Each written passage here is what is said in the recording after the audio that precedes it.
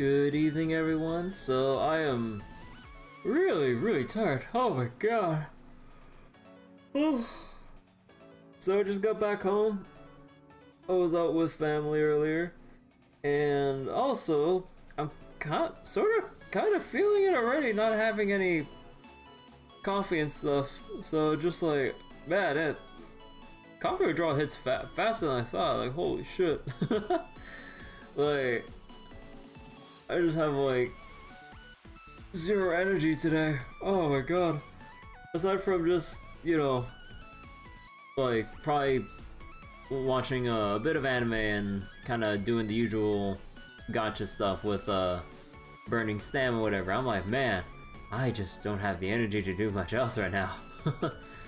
But yeah, so just to keep going with what's up or whatever's going on with Zenless and everything, we're gonna go do the new event content that's currently out right now for the game. So yeah, give me one moment to boot up real quick, and then I think I need to go unlock the new mode first, and then I think we'll dive into the agent story and everything, and then we'll go into the new event content, assuming I have time. Cause like I'm not sure how long the Lucia event is and everything. But yeah, man, I am, oh, again, exceptionally tired and stuff.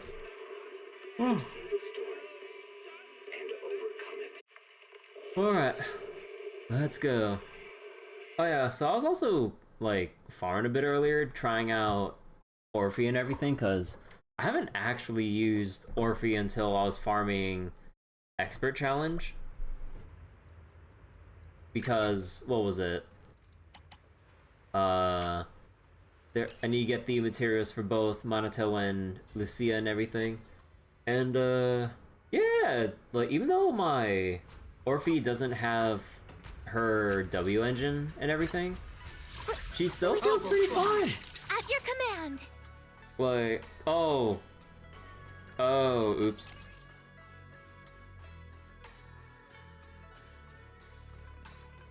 I was using her without a maxed out slot 2.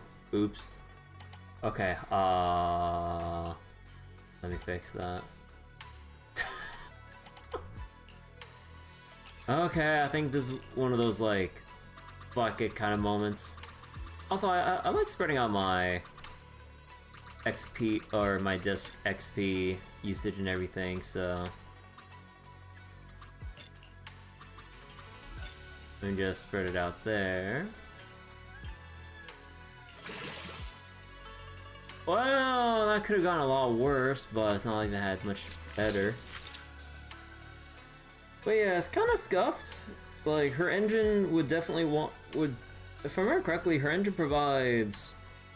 Did it provide crit rate and energy regen? Let me see. Yeah, energy regen and passive crit rate. Yeah. Yeah. So, the best I got right now is Brimstone. I don't really have many other options, to be fair. Because, oh my god, every time I look back at these, I just feel incredibly annoyed. Because I just wasn't playing Zenless during these times, and these are still, to this day, event only, apparently, and I'm just like, bro, why can't we just slap these into... At your command. Hold on.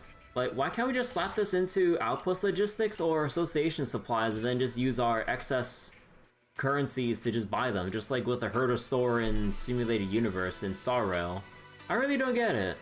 Like, it's one thing to have, like, a bit of, like, let's say some kind of a FOMO grace period of, like, when event, like, equipment drops or something. But, like, after some point, like, especially if they're supposed to be that good as, like, filler or whatever, just put them in! Like, goddamn, like, what else you gotta lose? well, apparently money, because if it's not there, then, you know, people would be pressured to either just swipe their credit card for the thing, but it's just like, come on. Still a little bit annoyed about that. But yeah, oh yeah, we still have our stack of notes here too for extra lore. You know what? We should go read this right now. And then after this, we'll go do the threshold simulation. But yeah, so the threshold simulation thing is the new mode, which I believe people said needs, was it 4 to 5 built teams for this mode or some shit? But yeah, we'll check this out, or we'll at least, or sorry, we'll at least enable it by doing the quest, but then immediately after we'll do the Lucia, God, I swear to God, like so many different games have different ways of pronouncing this goddamn name. But yeah. Do I have housekeeper attack engine? Oh wait, Corin's engine? Would you like to take a stroll on the beach with me? Don't look at me. I do. Oh, what did Corin's engine do again? When off field. Oh.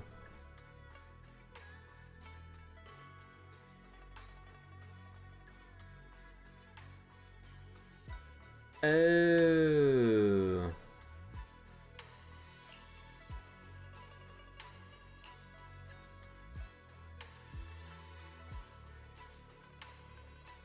Okay, that energy region would actually be pretty good. I didn't realize that. You know, theoretically, are there any, like, decent B rank engines? Nope, doesn't seem like it. Launching an EX special. I mean, technically she launches it automatically, right? But every 12 seconds? Nah, doesn't seem like it. Okay. Wait, I hope it didn't wall Abdo. Okay, let's go read the stack of notes. Enable the threshold, whatever it's called mode, threshold simulation mode, and then read Lucia Agent Story. Okay. There are some papers on the table. They appear to be photocopies of someone's notes. Let's see what's written.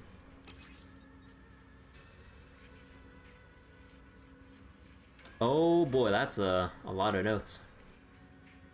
Moss's note 1. After settling in town, I felt the need to record some things. Starting with me from the Exaltist. A month ago, while I was still lost in confusion and despair over the Exaltist collapse, I received a message from Sarah. Fortunately, she had gained the creator's favor and would proceed with the next phase of the plan in Time-Sworn Hills. Over 2 weeks ago, I brought prepared sedatives and Lumite ore, meeting Sarah at Time-Sworn Hills as instructed. Someone called Yidhari was traveling with her. Next, we assisted Yidhari in beginning the manifestation. During the 2-day continuous manifestation, the town appeared. Meanwhile, the miasma entwined with Yidhari in an unprecedented form. I suspected it might be Sarah's power, but quickly dismissed the thought. It was a will transcending human comprehension. Coming from the Master of Miasma. Master of Miasma? That will mixed within the miasma mixed within the miasma subtly guided everything. Masa Note 2. Sarah left and I had nowhere to go. Unable to reach the audience grounds, too ashamed to return to Waifu Peninsula, only able to wander the hollow. That's when I appeared. I brought me back to town. Initially my skin was dull, with indelible cracks on my face. But as time passed, I grew more and more similar to me. Finally, when that shell wearing the Exaltus garb cocooned, I too acquired a flawless appearance. Surprisingly, I wasn't the first resident. Some people had already settled in town, having transformed gradually like us.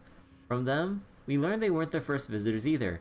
They entered only after a terrifying ethereal and a cloaked monster known as the Lantern Bearer and Wandering Hunter had left. Soon we saw the Lantern Bearer again. To our surprise, She removed her hood, revealing a child who called herself Lucia. Not only did she arrive before us, but far, far earlier. More surprisingly, she was created by the Wandering Hunter's will. How could this be? Did she skip the cocooning process? Is her true form an ethereal? Could it be that even if we in the cocoons become ethereals, we here could continue to exist? I wanted to experiment to find out, but didn't dare take the risk. I conducted the experiment anyway. I was like, nah, we wouldn't dare. Oh, so I did it anyways. I conducted the experiment anyway with one resident's consent. I cut open their cocoon. Soon the body inside became an ethereal, and the resident didn't vanish, proving both could exist simultaneously. However, the unbreakable coexistence like Lucia and the Wandering Hunter didn't manifest. The ethereal launched frenzied attacks against us, even trying to destroy other cocoons. We had to eliminate the ethereal, and with that, the resident vanished forever. I will remember their sacrifice for this experiment. This must be kept secret from most residents. They don't need to know this panic-inducing outcome. They only need to know the cocoons will be protected forever. That they are blessings to avoid becoming ethereals. They should just keep living according to their dreams, repaying this blessing. Ah. Well, oh, there's more. There's more content on the following pages. Boss's Note 4, 5, and 6, jeez. Boss's Note 4, I met Monoto and his companions on a whim. I gave everyone in the town a name, Drowned Ideal, to shake up those three people and accelerate the creation of Drowned Ideals. I concealed some details like the Wandering Hunter and the cocoon. However, Belle seemed unmoved, and her thoughts remained inscrutable. There's something else worth mentioning. I saw another Lucia, an adult Lucia. Before that, I always thought the Wandering Hunter was little Lucia's true form, but it seems it's not that simple. If the Lucia who came to town is the real deal, then who exactly is the Wandering Hunter? Mossa Note 5. When little Lucia came to town again, I asked her in detail about the Wandering Hunter. This made me change my definition of Drowned Ideal, and finally helped me piece together the chronological order of their appearances. From the first Drowned Ideal to the latest one, here is the sequence. 8 years ago, little Lucia's father was corrupted in the depths of Timesworn Hills, creating little Lucia. Soon after, he became an ethereal, but they didn't reject each other. Instead, they formed a unique symbiotic relationship. They stayed in the hollow for 8 years, and little Lucia called it hide and seek. 2 weeks ago, Yidhari arrived here. Originally, she was just recreating the past town, but when she fell into a slumber influenced by the will within the miasma, she unconsciously attached her wish to the town, turning it into her Drowned Ideal. To Yidhari's Drowned Ideal? Huh. 12 days ago, the first group of trapped miners arrived in town and became Drowned Ideals. Some had rather strange specialties, who dreams of becoming a street thug. 11 days ago, I arrived in town. 10 days ago, a group of Hollow Raiders arrived. More people kept coming after that. I welcomed them all and helped them complete their transformation to the best of my ability. Yesterday, Pala and West arrived in town. I must say, they cocooned the fastest, barely needing any external factors. Their conflicts and pressure were enough to cause severe corruption. Shortly after they cocooned, I met Monoto. Among those Drowned Ideals, the first two contradict my definition of dream self. But after consideration, I still choose to classify them as Drowned Ideals. Lucia's father and Yidhari share something in common. When their Drowned Ideals emerged, they both harbored the emotion of, it doesn't matter what I become anymore. The miasma tried to create, but couldn't find matching forms in our hearts. Their dreams had no future selves. Lucia's father only had his obsession with his daughter left, and Yidhari, she was even more noble. She just wanted to watch other stories forever. Their dreams are selfless and certainly belong to this town, but such cases should be avoided in the future. The town needs real residents, and my duty is to give everyone who comes here a selfish dream. Moss Note 6, I heard that voice again, the town's whisper. Yidhari's voice echoes in my mind, embrace your true desire. Yes, I will open my arms and embrace this desire with all my might. Even though I am no longer an Exaltus believer, I know that voice isn't Yidhari's will. Is it you, Creator? Huh.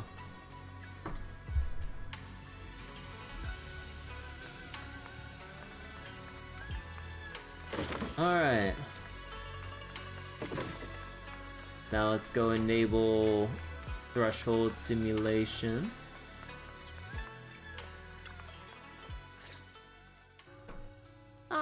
you're just in time. This is Miss Miyabi from Hollow Special Operations. She's brought us some important intel and is hoping we could provide some advice. I figured since the proxy has been training here, you would be more or less familiar with the local Hollow disasters. So I decided to squeeze in a visit between other official matters. As for the details, Yanagi said she would get in touch and brief you before I arrived. Yes, your deputy chief even sent over some files ahead of time. She seems very efficient and dependable too. If only Fufu had half of that initiative.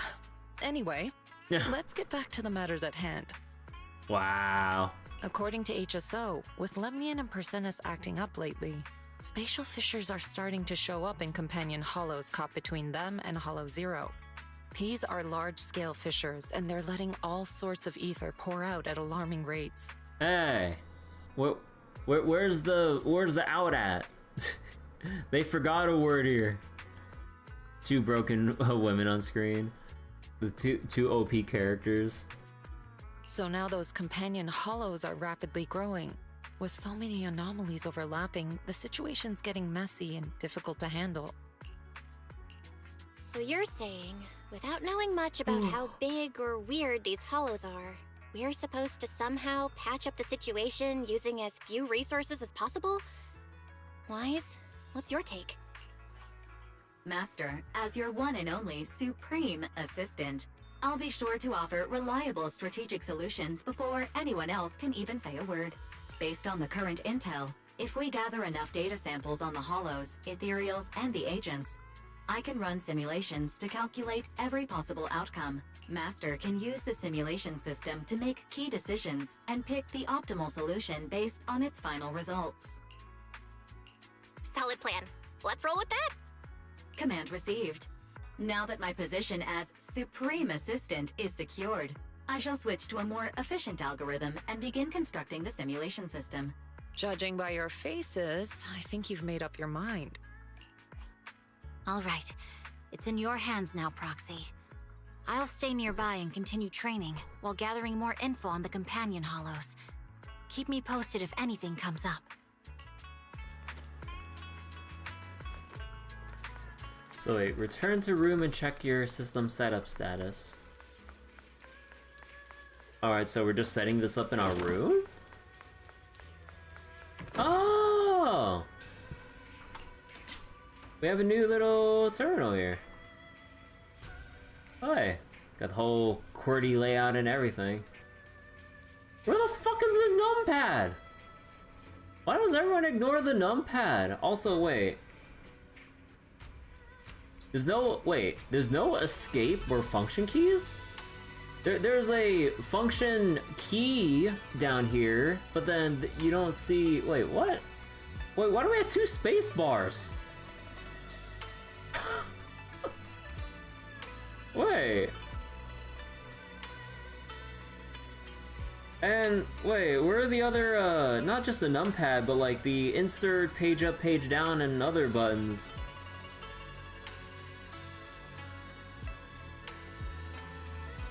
Huh. Wait, I just noticed. They don't even have numbers. Like, not even 1 through 0. Wait. Enter? Wait, where's the backspace? Wait, there's no backspace. There's no backspace, there's... No, they have the forward slash. There's no shift button. Like, okay, to be fair, who the fuck uses right shift? Okay, I'm gonna genuinely ask. Does anyone actually use right shift for genuinely typing stuff? Like, not for whatever game key binding or whatever. No. Genuine usage for typing words on with your keyboard with right shift. Like left shift, yeah, that's understandable. Anyone use right shift? I don't know anyone. And I have not seen myself ever like intentionally using right shift. Whether it's for typing shit or games, any either or. You guess left-handed people? I mean, like, actually, I don't do left-handed people type differently than like how right-handed people would, or were they taught like different like ways to hold their like I mean, just like assuming like, you know, normal postures or whatever for typing, because, you know, like have your fingers on home row, not have the gamer posture of like holding your fingers over WAS like I do. But assuming you know, index fingers on F and J, and you just kind of type evenly like that, then I don't know. Because like you kind of just balance out your fingers and stuff like across the keys. It's not like, or I wouldn't think that left-handed people would somehow innately have their right hand go for right shift as opposed to right-handed people using their left hand for left shift.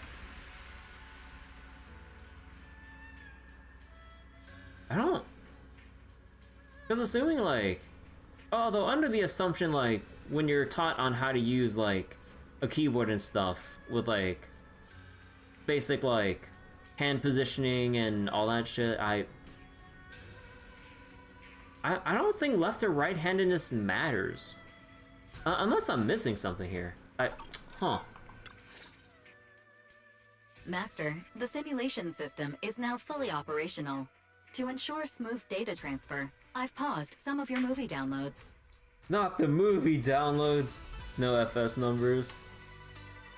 But yeah, like, the keyboard doesn't have any numbers or function keys or numpad. For example, those sci-fi movies that may be used by Second Assistant to make Master doubt the loyalty of AI. Hey, 2001 Space Odyssey is a classic. Darn. So you noticed? Don't worry, Barry. I've always thought you're the best AI in the world. Praise received. I've logged it as part of the end-of-month electricity bill comfort message to remind you how essential I am. Just a reminder, Master. My goal is to become your best Supreme Assistant. Ever. One more thing. Starting now, you may access the simulation system right here in your room whenever you're ready. We can then plan the best strategy to stop the companion hollows from further expansion together.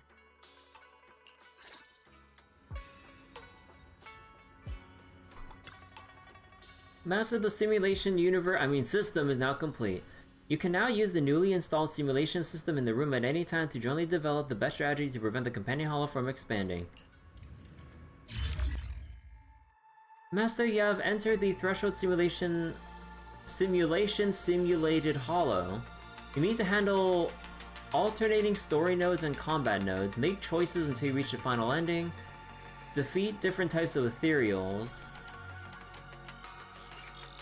Oh, I mean, kind of like with shield defense and everything, you gotta do the preset stuff before you get to the other content. Okay, so I only just wanted to unlock this, so we'll continue that at another time. Let's go do Lucia's agent story now. Alright. Also, wait, all these modes should be unlocked by now, right? Oh, yeah, wait, yeah, you would have to do these. Okay. Let's go read. Wait. Lucia wants to raise a strange puppy, but it hasn't quite warmed up to her yet. Oh. Belle, Lucia said she needs to see you, but considering what I know of her, it's a bit too early for her to be dropping by, right? Alrighty, I'll stay up late tonight. You two shouldn't stay up too late. Our seniors are all dedicated to their training, so you should maintain a regular schedule too. Sleep early and wake early. I can tell you're not really listening. Just be careful out there, and remember you can always come to me if anything happens. Sure enough, before long, someone came knocking on the room's window. At this hour, it could only be... Belle? I knew you'd still be up. Yep, this is still early for me. I'm quite the night owl. Perfect! Anyway, the reason I'm bugging you at this hour is... I was hoping you could help me with something. Lately, my ethereal research has been like a Tarrasque mixer trying to get through the old metro tunnel in Cretan Hollow. Completely stuck. Whoa, that's rough. How are things going before you hit the bottleneck? Oh, this is goofy music. It was... going pretty well, I guess? I had this plan to turn our lawn into pedal sofas for hollow camping, and I tried to figure out how the traffic lights on Fawn worked. Oh, do you happen to know, if you tie both ends of a Spectre's cloak into a knot, how does it keep floating? Huh? Wait, Lucia, where are all these research ideas even coming from? What do you mean, where? From the hollows, of course. Just walk on in, run into a couple of ethereals, and boom! Research inspiration! Yeah, just walk right in front of them. But I'll admit, these ordinary inspirations are just not enough. The inspirations are not enough? Or should I be asking, what about the other ideas you had before? Proxy, could it be you haven't read any of my posts on Spook Shack? I guess the titles of my posts haven't been catchy enough. I don't even have an account for Spook Shack. If I can't come up with something as attention-grabbing as the fiery serpent, then no matter how many times I write about blast crawlers, people are just gonna get bored and lose their interest in the forum. And when that happens, where can I find leads on the night horror? What's a night horror?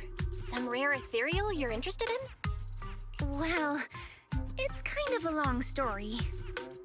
For now, think of it as an ethereal. An ethereal that can enter people's dreams and talk to them. Wait, Proxy, do you think ethereals can communicate with humans? What? Don't tell me you want to talk to ethereals so you can lounge on our lawn pedal sofas while taking a break in the hollow. I know what you mean, Proxy. Normally, I'd say this is just baseless speculation and leave it at that. But right now, I've got the perfect research subject in mind. Let's head out now. Before diving into the hollow, we have to make a stop at Fluffy. Fluffy? Oh boy. Why are we going to Fluffy of all places? Oh, right, Fluffy. Oh, I'm going to buy a toy. What? A toy? Did you get a pet? Not yet, actually. But I know Chestnut's gonna be the goodest pup. Oh, I get it. You're trying to win over a puppy with treats and toys. Yes! Wait, if you're getting the toy now, then are you planning to take it into the hollow? Well, of course. Holy shit, like when you're walking up the stairs, you can just see like, you just get like the big view of like Lucia's butt. Hey there! Welcome in! Looking for something special today? If I want a little doggy to come up to me on her own, what should I get? Honestly, you don't need to buy anything to get close to a pup. Genuine kindness, some patience, and a little passion. That's all it takes to win a puppy's heart. It's true! Yeah, I'm sold. Well, if Fluffy's shopkeeper says so, then it's gotta be true. Plus, Karen herself is... Yeah, I trust her. No. I'm not saying I don't believe it. It's just... Chestnut's a very particular little pup. I understand. I've met lots of special needs pups. Some were abandoned, some have been on their own since they were born. If you want to gain their trust, it will take a longer time. Let me think. What about this?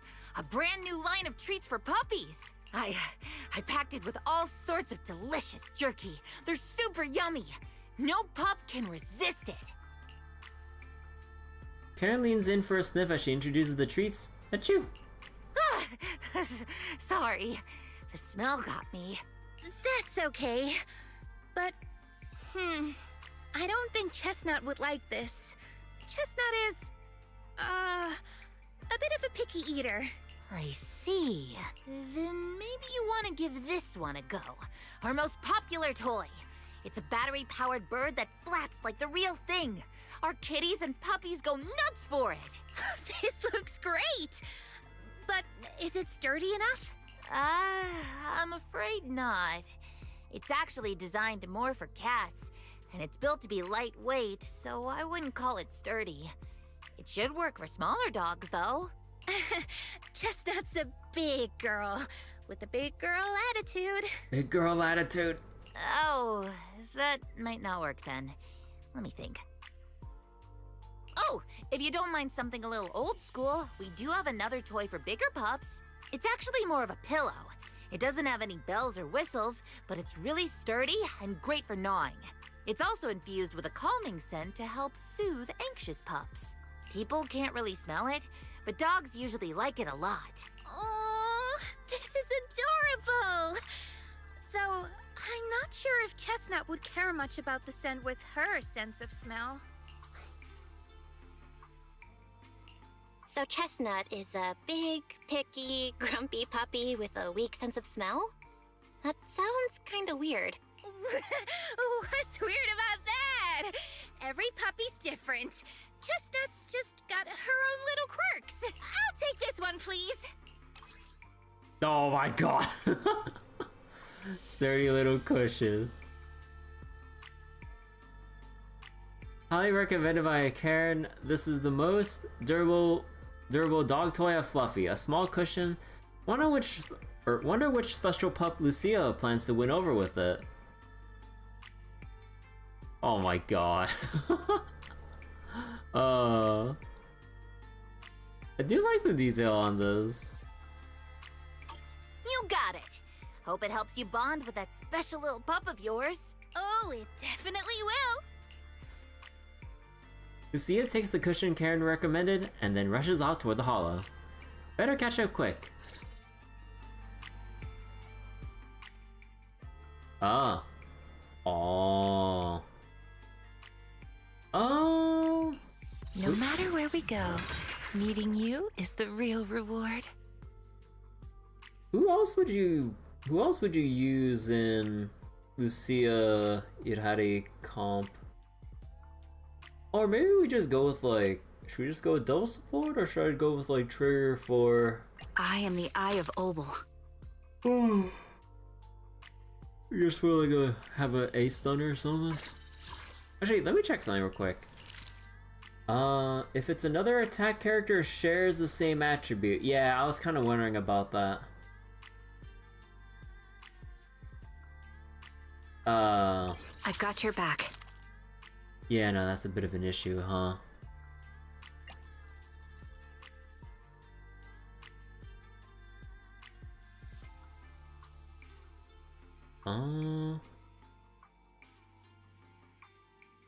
Should I just go double support then? I mean, we could just go...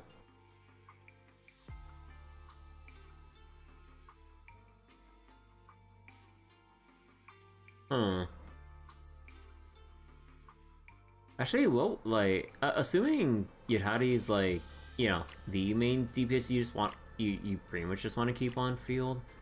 Who else would complement the missing slot here? I know I'm thinking too much into this because it's just agent story content, but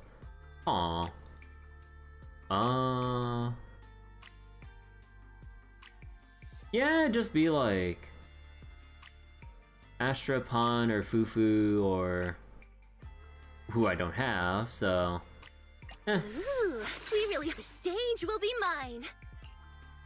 nah, fuck it, I'll just go put in Astra then.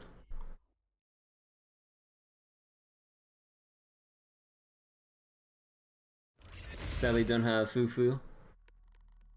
Alright, so the character intro yet again. When Lucia activates EX Special, Assist Follow, Chain Attack Ultimate, Sheer Force Boost. When Lucia's in Dream State, Aftershock and Damage and Sheer Force go up. Let me think. Alright, let's head that way.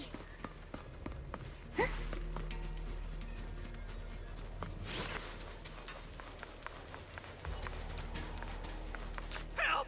Help! Huh? Isn't that... strange. This place was nice and quiet last time I was here. By nice and quiet, you mean there weren't this many ethereals back then? Not exactly. But the ethereals here were always pretty chill. Thank goodness you guys are here. I was this close to being killed. That sneaky little hottie totally set me up. Huh? Which hottie are you talking about? Among the pack of ethereals that surrounded you, I didn't see any. Oh, maybe you didn't see it. There was a smaller hottie, just about waist high. That one right there.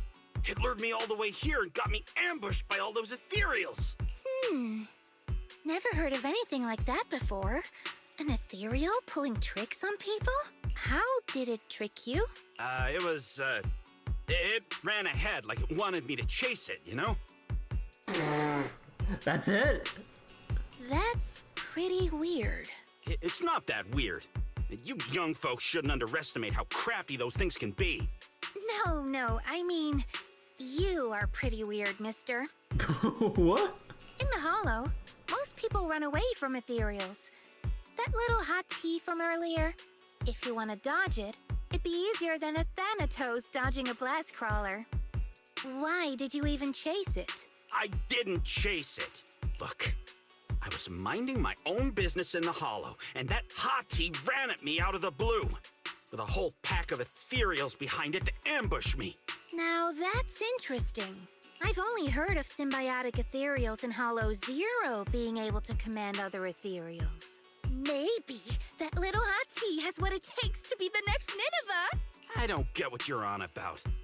You run into ethereals in the Hollow, you eliminate them. That's just the way it is. Instead of taking down that ethereal, you're now blaming me? That is just absurd. Mister, my friend just saved you. She's trying to learn more about the ethereals so we don't end up in the same mess as you. You? Yeah. Frustrated about the question from Lucia that he couldn't answer, the investigator snaps and storms off. Roxy, do you think I'm absurd too? What do you mean? You've always been a little absurd, no? Just kidding. I've gotten used to your unique way of thinking. Ethereals are dangerous, sure, but that doesn't mean strangers are any safer, right? I knew it! Now we're totally in sync! Like how Ahriman and Spectre always find each other in the dark! Plus, that investigator earlier was quite the weird one.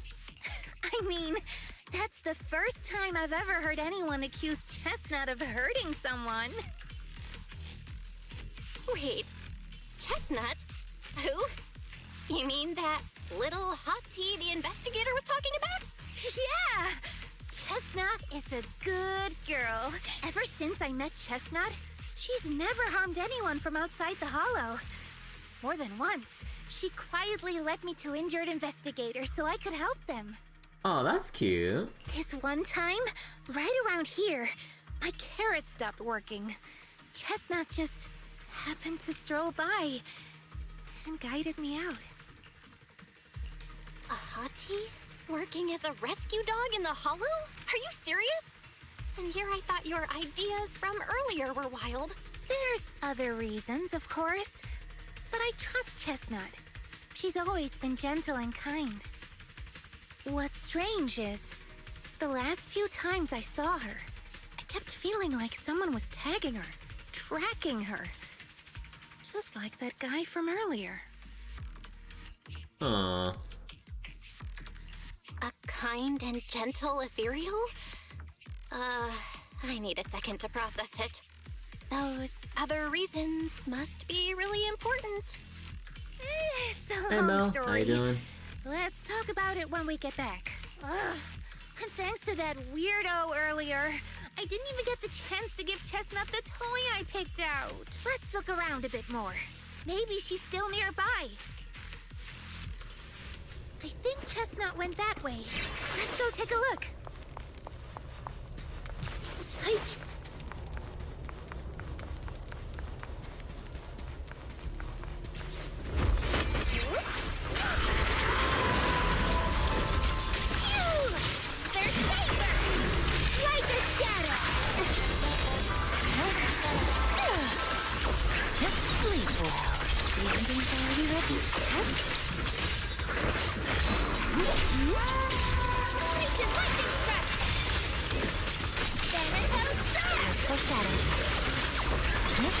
Keep your hands over there.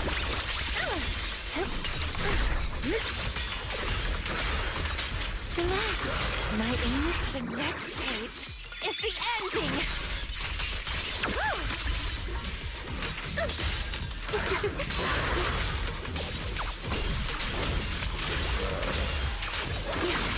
Sleep well. Chestnut, I know you're there. You didn't hide your tail properly. Did she actually understand that? Of course. She always understood me. Aw, you don't like it? Aww. Although this is the closest Chestnut has ever gotten to me, it seems like she's not in the mood to play with me just yet. Should we head back? I haven't really processed it yet. Huh, because of me or because of Chestnut? But I think I know what you want to ask. Let's talk about it once we're out of here.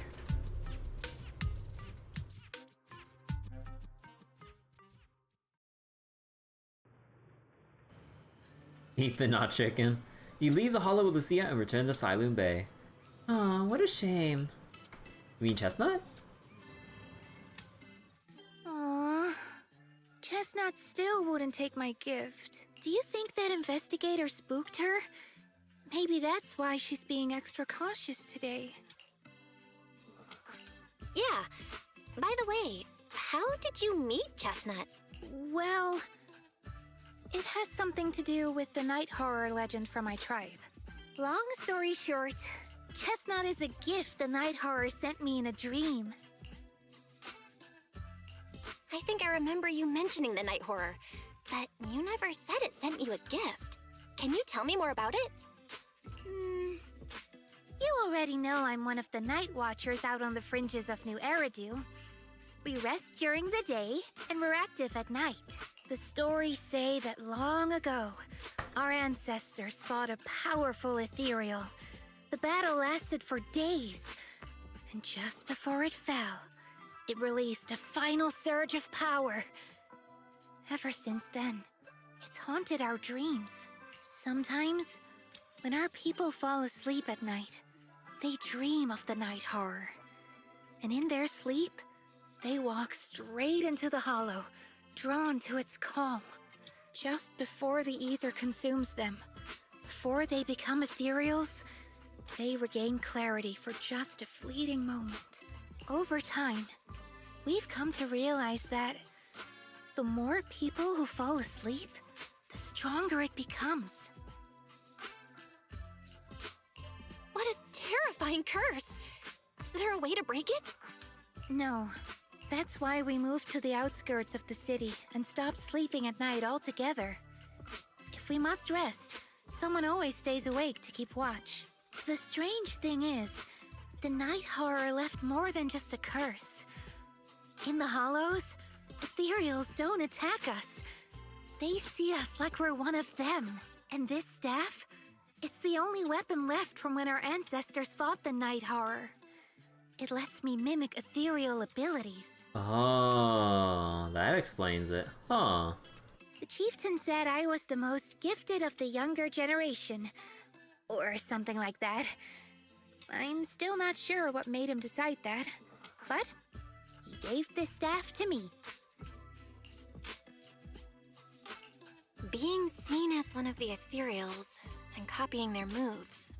If all these weird powers are gifts from the night horror, then what about Chestnut? Oh, Chestnut. It was a night not long ago. Granny was keeping watch for me. She was telling me stories of the night horror. How it's both feared and revered by our people. She even described the night horror she saw in her dreams.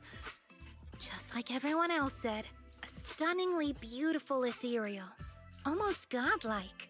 That night, I dreamed of the night horror's gaze. It was looking at me. And in front of me, there was a little hottie. It looked tired. Like it had been through a big fight. We stared at each other. Like survivors meeting after a disaster. Still cautious, still on edge. Not long after that dream, I met Chestnut right where the dream had guided me. She didn't seem eager to be friends, but she wasn't hostile either. And she treated the other outsiders kindly too. A lot of people assume Lucia controls the theories, but it seems not. Yeah, I thought she actually was some kind of like ethereal or controlling summoner of sorts, just, you know, with how her abilities looked or whatever, or however her staff and like sketchbook worked in the hollows to utilize her skill set and stuff. But yeah, so she would just pass down a staff from her tribe, which basically mimics the powers of ethereals, which explains how she can kind of conjure them up momentarily for specific attacks. I was like, oh, that's how it all works.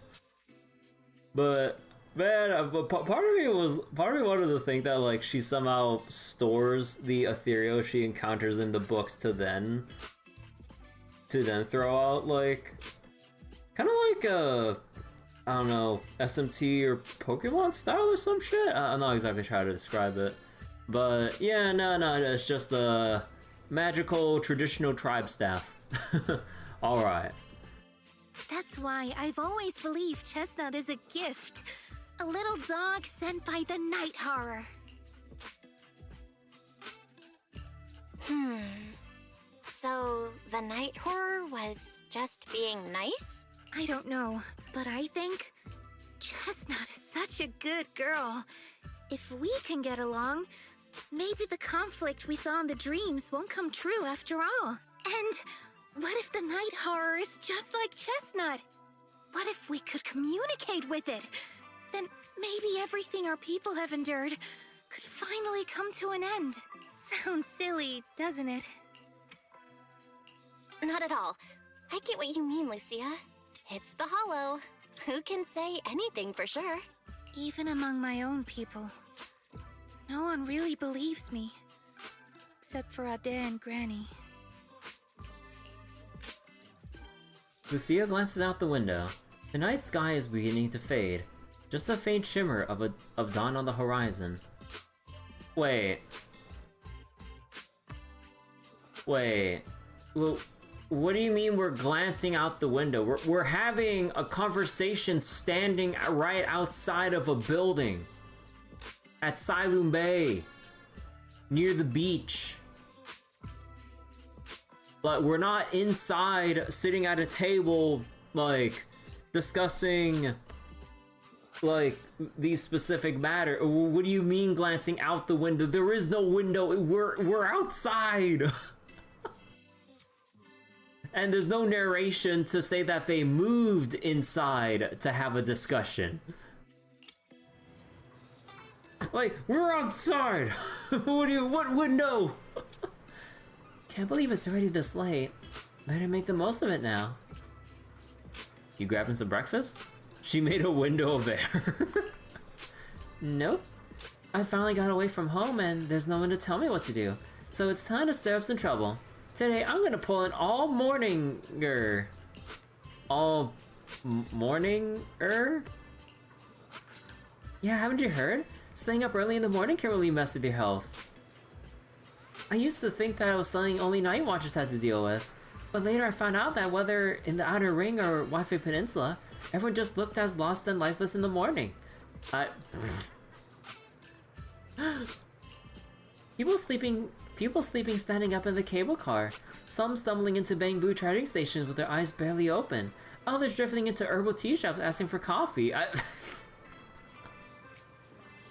I mean, have you had some coffee before? Like certain kinds of light roast basically taste like oolong or jasmine tea.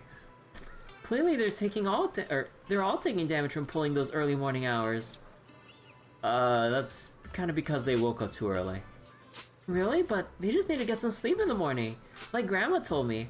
Besides, I clearly remember, Belle, when you wake up early, you also... Wait, we're getting off track. It's actually about Chestnut. I heard that people often take morning walks with their pets along the beach of Silent Bay, but... So, should we go check it out? I want to learn. How do others get animals to like them? Oh... You know, we should go ask, Actually, wait. Does anyone else have... Do any other agents have pets?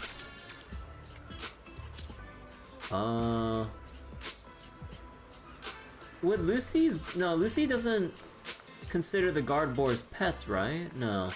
Who else has... Does anyone else have pets?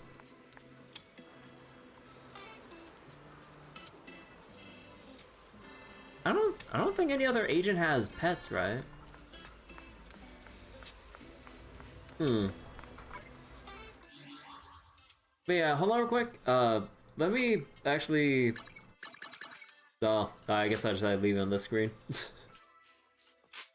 For cats, need to be the pet and the cat should be the master.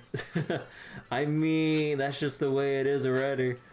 But yeah, let me be right back real quick. I need to use the restroom, so I will be right back and I'll see you guys in a couple minutes.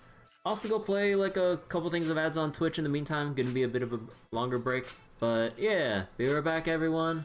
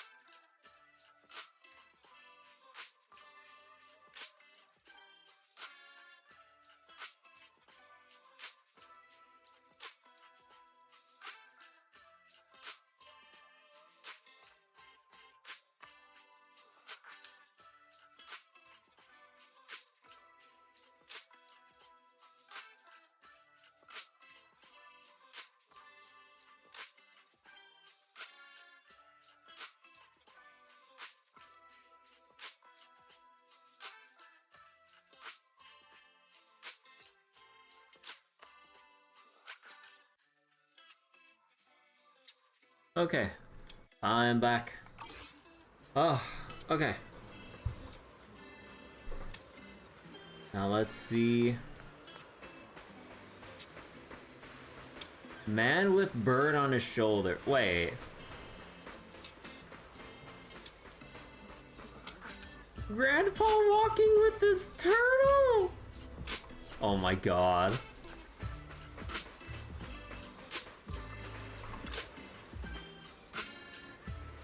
Wow. Wanna say hi to her? Hi there, or hey there, little birdie. Bird with a human growing beneath her feet. Chirp chirp. Aw, so cute. It's rare to see a bird willing to perch so docilely on someone's shoulder. She's really friendly with people. If only my dog would rely on me like that. Huh. There may be a chance she's just being lazy, not wanting to flap her own wings and just wants to use me as a personal ride. Chirp. The little bird pecks the man's ear hard. After the man begs for mercy, the bird gently nuzzles her beak against the side of his face. Wow, you two really are real close.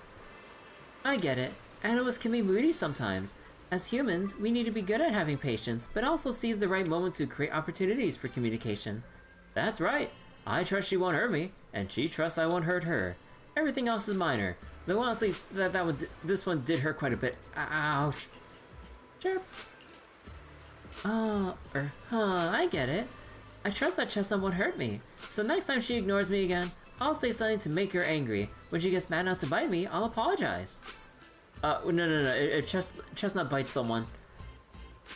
No worries. Everything else is minor. Chirp chirp. Exactly. It's just a little dog. What trouble could your Chestnut possibly get into? Oh boy. It's just a little dog. Dejected girl. Hello? Good morning. Bad morning, unfortunately. Woof, woof, woof, woof, woof, woof. Wild and lawless pup. Alright, got it. So what do you want me to do now? The cocky little dog barks loudly a few more times, mixed with some impatient sneezes. Then he lifts his head and turns around, clearly a sign he wants to leave. The girl walking with him heaves a heavy sigh and turns to ask Lucia. Sorry, what were you trying to say just now? I wanted to ask how you and your dog usually get along. Oh, it's simple. He screams at me, I obey. If I don't obey, he screams, and then I obey. He always manages to cause even bigger trouble, and all I have to do is follow his bark and call. We are a heartless tyrant. We are a heartless tyrant with endless energy and his poor slave. That's pretty much it. Oh. Of course, I thought about doing something about it, like starting a grand rebellion, grabbing him and jumping into the sea, ending it once and for all. Wait, holy shit. But then I thought, I'm not even as good a swimmer as he is, so what if he swims back to shore and tricks someone else with that innocent act of his? Wouldn't I just be letting another poor soul fall victim? Who says puppies aren't as fierce as ethereals? Suddenly a strange smile creeps across the girl's face, as if remembering something exciting. But hey, humans live longer than dogs. In 10 years, he gets old and has no energy left to bark and scream, and can't drag the whole table around the room just cause he's leashed to it. He won't be able to torture me anymore. When the time comes, we'll live together in love and perfect harmony. The tyrant is clearly displeased with this and runs away screaming. Probably not wanting it to trick any other poor innocent humans, the girl rushes after it without even managing to say goodbye. This example doesn't seem very helpful. All I learned is maybe I should chase after Chestnut until she's all tuckered out, and then stuff the pillow into her mouth.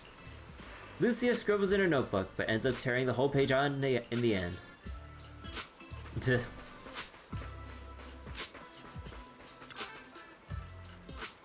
Hey, lassie, what's up? Hi, sir. Are you taking your turtle for a walk? The composed turtle raised its head slightly, nodding gently in acknowledgement. That's right. Old Buddy here was my grandfather's good friend. He passed it down to my dad, and my dad passed it down to me. Technically, I should call it you know what, let's not get into that. Your grandfather's good friend? Lucia counted on her fingers trying to figure out the generational relationship between the two elderly folks. Many years ago, when I first got it from my dad, I was still young. Back then, I found it too lazy and slow, so I just kept it in a water tank.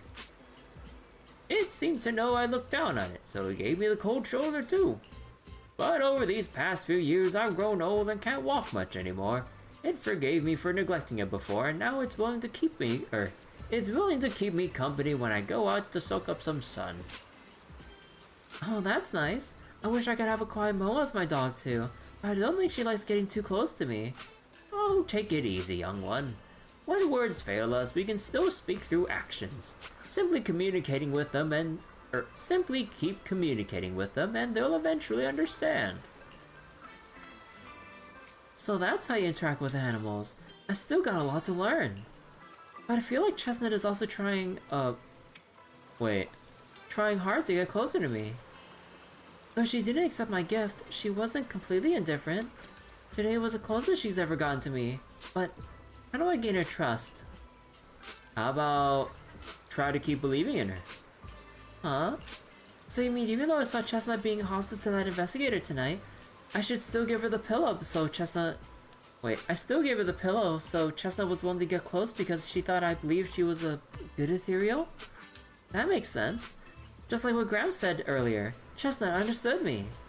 But that investigator... Chestnut was really unfriendly with him, totally different from how I'd seen her treat others before, and how she treats both of us. I'd like to believe that Chestnut made her own judgment after observing him. Though I don't yet know the reason, as an ethereal, Chestnut being so friendly is already a miracle that defies nature and goes against instinct. I don't want to let her down. Probably because it's her usual bedtime, Lucia seems pretty sleepy already. Go get some rest now. Alright, tonight's Hollow Bedtime Tales ends here. Even for a planned all morning God, that sounds so stupid. This has gone on way too long. I need to get out of here before the Night Adversary's magic wears off. I'll come find you when there's any new developments. Like a princess from a fairy tale who must leave when her time runs out, Lucia waves goodbye, pulls up her hood, and gracefully vanishes into the crowd.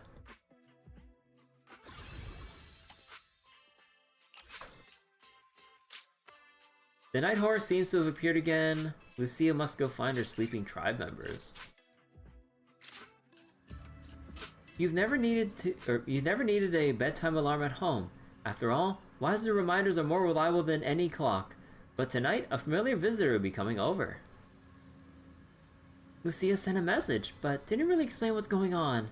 I'll ask her when she gets here. I can ignore Wise's curfew and stay out late having fun again.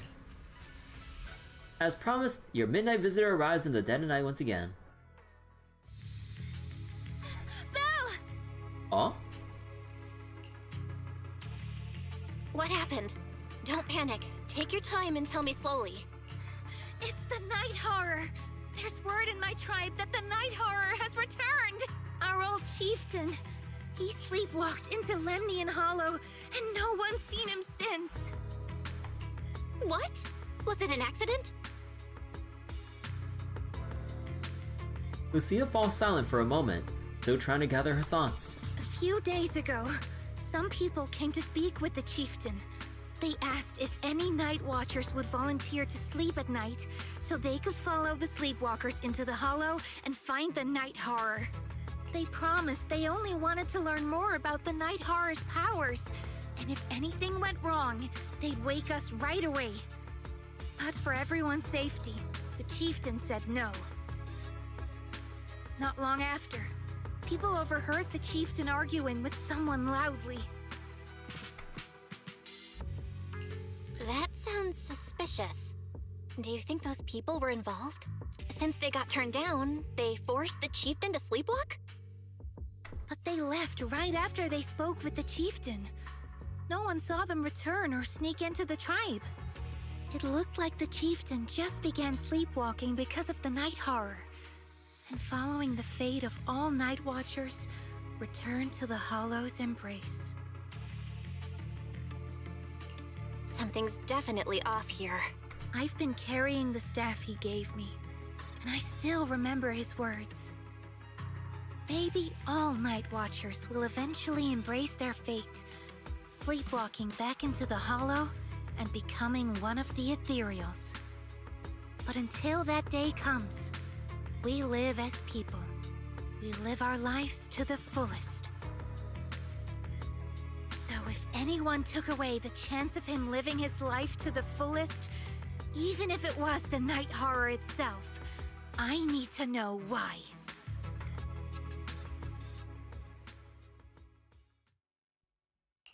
My dream seems to have become. Ooh, the stage will be mine.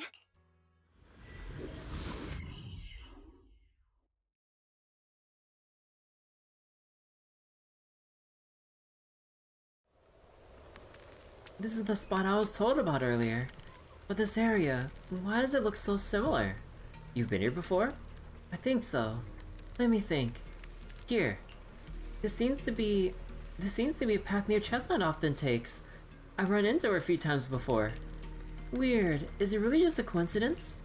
Anyway, let's search around for any traces of the chief that might have left. The stage is mine.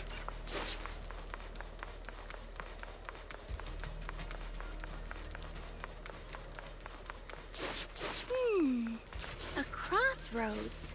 I see marks by the roadside. Let's check them out.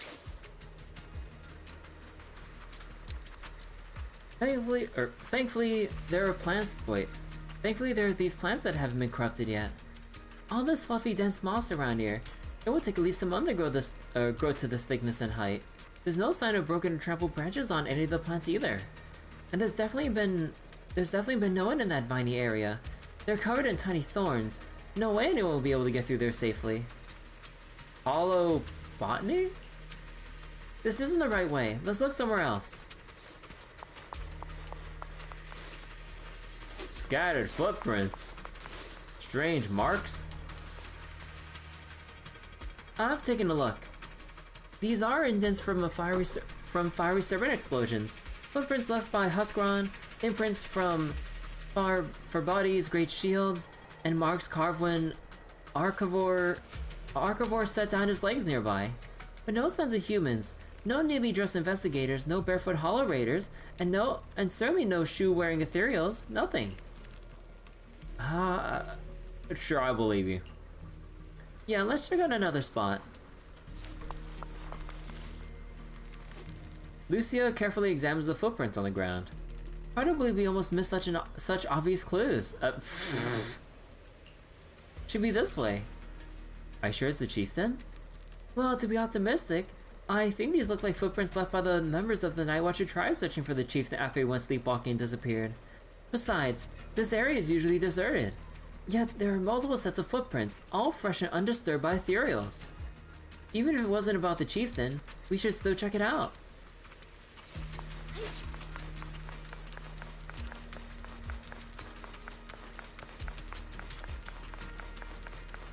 The ethereals seem kinda riled up today.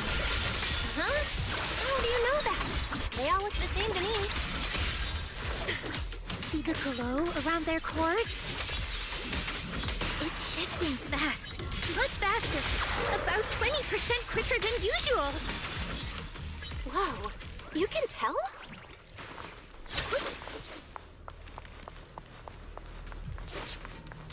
Also, wait. What? Can we take a... No, you can't look at Yidhadi's attack details here. I forget how you want to proceed with, like, doing her rotations and stuff, because it feels like I'm not utilizing her moveset that well at all, but, like, I just don't know the rest of her moveset.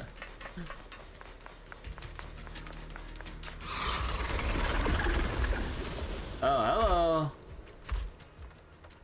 Ah, it's a hater. You actually know this ethereal? Wait, did the chieftain? No, not like that. But if the chieftain had turned into an ethereal, he would be a far stronger one than this. And if Go chieftain, I guess. I ranked ethereals never get along. if one is flexing its muscle here, it might actually be good news for us. I'm not following what you just said. But if you're calling it good news, it's good news. It's your last page. Yep. But first we need to deal with this little troublemaker. It's being a menace.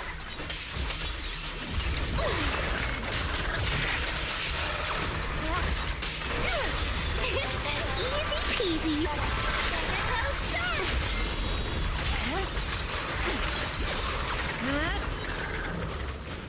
Lucia walks around the area and finds new markers.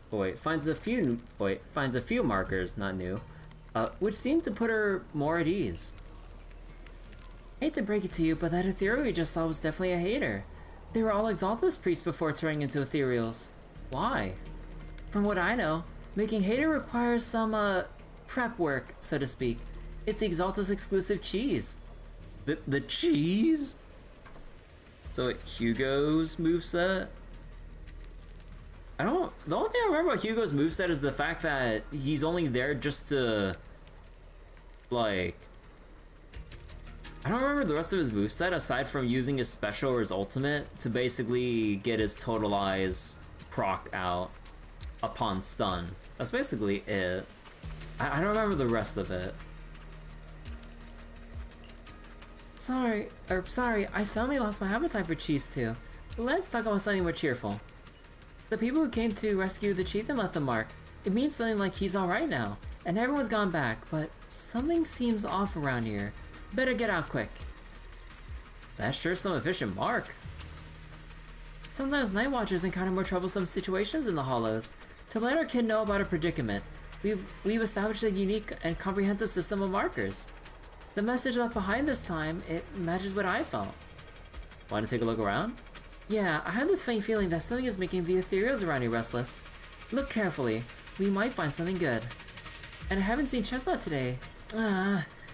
What I mean is, since the chieftain is fine, we should continue our previous research until we get new information. If I remember correctly, there should be an ethereal around here that'd be perfect for research. You just want to play with Chestnut, huh? Yep. Yeah. Lucia keeps scanning the surroundings, wondering why the ethereals are acting so strangely. No other clues nearby, huh? Oh, what was that? Huh? Chestnut? Did you come looking for me to hang out? Oh, you mean you want us to follow you? Come on, let's follow her. Hold on, just like that? Let's go! We've entered the Hollow so many times, but this is the first time we've had a tour service! Oh my god, you just see how gleeful her expression is. Lucia in arts looks different every time you see her. Yeah, like, when you see her in 2D and everything, like, her proportions and, like, other stuff, like, look so much more, like, modest and stuff, and then you just see her in 3D, it's so jarring every single time we flip back and forth. Wait, watch out for ethereals! And I don't mean Chestnut. Emergency! Excuse me, coming through. Sorry, pardon me, coming through. Sorry! Whew, looks like everyone's in a rush today. Weren't we supposed to be looking for clues? I think I just hit my steps for the day. Chestnut, what is it you're leading me to? Don't tell me we'll get all the way there just to find out she was chasing after a lost chew toy or something. Are we finally here? Wait, that's Kieran? And what's that beside him? Before Lucia could wake Kieran, more excited ethereals come swarming in, and Chestnut seems to want to join the fight? Chestnut? I must be dreaming, so Ahadi is helping us beat up other ethereals? Oh. Watch out, Chestnut, here I come!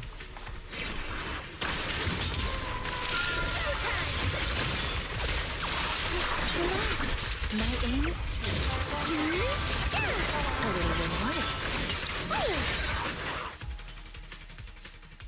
It takes some time to wake up Lucia's fellow night watcher.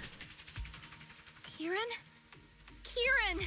Are you okay? Lucia? What are you doing here? I heard about the chieftain. I came here to see if there were any clues. What about you? Did you also sleepwalk into this hollow? I don't really remember. I asked a friend to keep watch for me, but somehow I still ended up sleepwalking. Before you guys woke me up, I had no idea I was here. That friend of yours, can he be trusted? I don't know. I saw him as a friend. But maybe he didn't see me the same way. He's always in an investigator outfit. Last time I ran into trouble in the Hollow, he was the one who saved me. Oh. Lucia knows. When things go south in the Hollow, we Night Watchers are always the first ones to be abandoned. It's rare for anyone to turn back for us. What? Why? Just because you don't get attacked by ethereals, they treat you like you're some kind of freak? Mm-hmm. Especially when the ethereals come swarming. It really becomes apparent that we're Night Watchers. But then again, I guess it's not always intentional. Sometimes people genuinely can't tell. In the chaos, a Night Watcher in a helmet doesn't look that different from a frenzied maniac or a vicious striker. That's crazy. But there's something strangely funny about it, too. Sorry. I shouldn't laugh at it. In dangerous situations, people tend to turn on anyone they see as different. When panic hits, those so-called teammates usually choose to abandon us first. And they always say things like, "You'll be fine. The ethereals won't attack you. Just hide here. We'll come back for you when we can." Most of the time, no one comes back for us. That's why, after that guy saved me, I really thought he was a true friend. I understand what you mean. But has he been acting strange lately? Strange. Well, lately, he's been asking a lot about the night horror. And really digging into things like how we communicate with ethereals. Does that count? Communicate with ethereals? Yeah. He saw me trip over a beholder engine once. It just looked at me and left me alone. Didn't attack me or anything. After that, he got it into his head that Night Watchers must be able to communicate with ethereals. It has the power to calm them down. Like with Chris Pratt and Velociraptors? By the way, speaking of calming and communicating with ethereals, isn't that your specialty, Lucia? Karen points at Lucia's notebook and staff, looking confused. You mean those ethereals I summoned? Oh, that wasn't me controlling them. That was just an optical delusion. Optical delusion. I layered some visual effects on top of simulated ethereal attack patterns, so it looks like they're there, but it's all just illusion. I see. But what about this thing? Kieran, all confused, points at Chestnut, who is crouching quietly nearby. Oh, that's Chestnut. This ethereal's been sitting there quietly this whole time. I thought maybe it could understand us. Wait, is it one of your illusions too? Ah, yes, totally.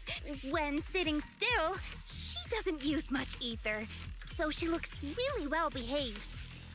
But if you try to make her do something, she can be a little slow. Lucia waves her staff at Chestnut, pretending to cast some kind of magic. Chestnut instantly starts wagging her tail and puts on a show. This illusion isn't doing very well. I'll have to practice more later. Aww. Aw, I was gonna ask her to do something else too. Oh, I see. This ethereal looks insanely real. I've seen some of your illusions before, but this one... Seems like you've improved your skills again. Congrats. Yeah, extremely lifelike. Yeah. I guess so. Thanks. But even with the staff passed down in our tribe, you still can't really control ethereals. Does that mean what the guy's after? Controlling or communicating with ethereals was never actually possible in the first place? Manipulating the ether environments to control ethereal behavior isn't totally far-fetched. Take Geppetto from Hollow Zero. It could even command other ethereals to launch ambushes. But this strange device here? I doubt it can pull off anything close to what Geppetto could do. If we're talking about massive symbiotic ethereals like Geppetto, then yeah, it could definitely manipulate the ether environment in a large area. But I feel like we don't really need something that extreme to influence ethereal behavior. If we just want to change how ethereals behave, then maybe suppressing or stimulating their ether activity levels could do the trick. As expected from our ethereal expert. Have you seen anything like that before? No, but the ethereals we encountered earlier were unusually agitated, as if they'd been provoked by something. Do you think it could be because of this device? And don't forget the chieftain's disappearance. What if someone's using the Night Watcher's abilities to try and communicate with ethereals, or to test how much they can control them? Are you saying that someone's been experimenting on us? Using our ability to sleepwalk our lives? For research? That's right. They probably want to exploit the Night Watcher's abilities to locate the Night Horror and research how to communicate with ethereals. This theory actually lines up with how we've been treated during Hollow joint operations. But it's just a theory for now. We shouldn't jump to conclusions. We need more leads, like figuring out what this strange device actually does. Okay. I'll keep you posted on what's going on back in the tribe. With that promise, Kieran takes his leave. Weird little thing. Belle! Come take a look at this thing! Ether amplifier.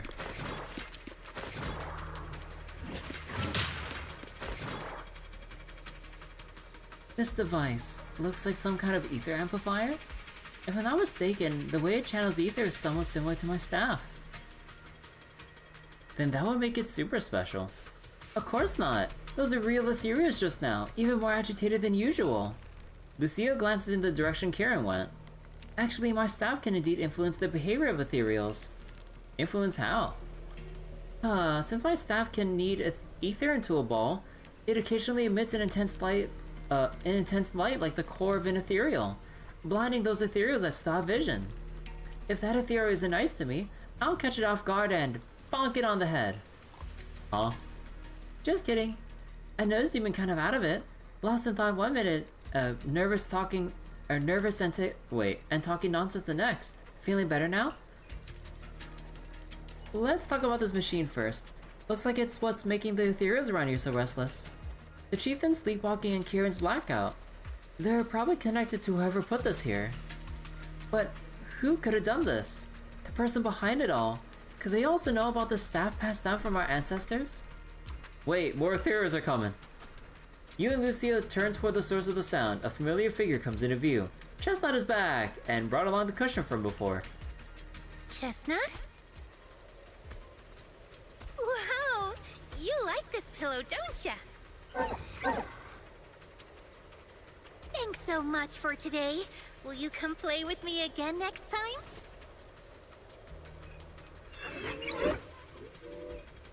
Yes, she'll come too. It's a promise then.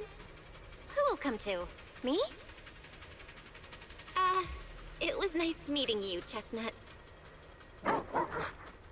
No.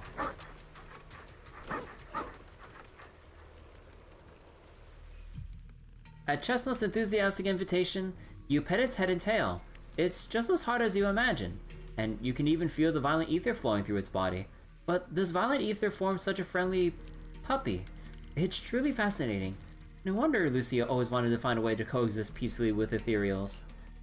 After you and Lucia spend quite a while playing with Chestnut, you reluctantly say goodbye and return to Phylum Heights. Aww. Doggo. Ether doggo. Dawn approaches. It's about the time Lucia usually leaves, but she seems to be deep in thought about something. What's on your mind? Oh, it's nothing. I was just wondering why the chieftain chose to give me the staff. If a family in Eridu had been holding on to a secret weapon, you'd expect it to go to someone powerful. Someone who could last the longest in the Hollow. Or someone who's best at taking down ethereals, right? Like Lady Hoshimi Miyabi? Not that the Night Watchers believe whoever slays the most ethereals is the strongest, but I don't exactly have any other qualities that stand out. But you really know the ethereals. The staff is a relic left behind after the Night Watchers confronted the Night Horror.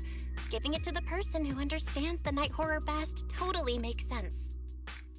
That does make a lot of sense. Actually, I've always had doubts about the true purpose of this staff. For decades, our chieftains have used it to fend off ethereals and protect our people from hollow disasters. Soon to be Ye Shengguang. Oh man, I would just absolutely not have any pulls to vertically invest in anyone, like goddamn. I wanna say vertically invest, I meant like beyond their signature W engine, like E1, E2 levels. Oh my god. But I would really like to have E2, Soldier Zero Ambi just so I can have fun with like the how it buffs her ultimate. So then you just get like 9 free presses of her like EX special as you just like after an ultimate, so you just like spam it and go to town. Like that.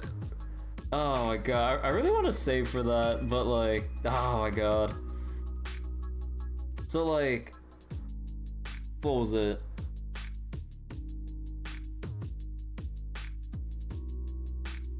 Like, I definitely want to see how, like, pull as much as I can, like, within 2.3 for both Lucia and Yidhari. And then 2.4, probably not super interested in, or, like, I'm not 100% sure about pulling, Dylan or... Actually, wait, who would be on 2.4? Banue and, Dylan, right?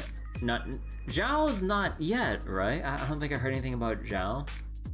But yeah, and then we're gonna have 2.5, which is gonna be the big one, but oh boy, like I'll have anything left.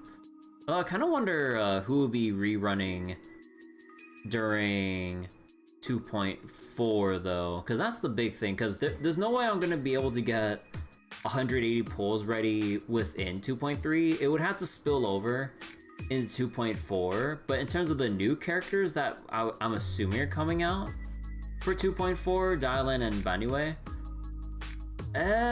I'd probably be pulling on the reruns, if only to get the last pulls I need for the Vivian skin.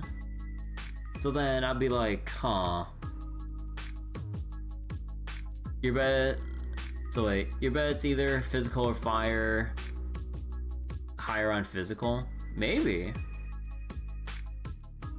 But for me, defeating ethereals was never the goal. I wanted to understand them.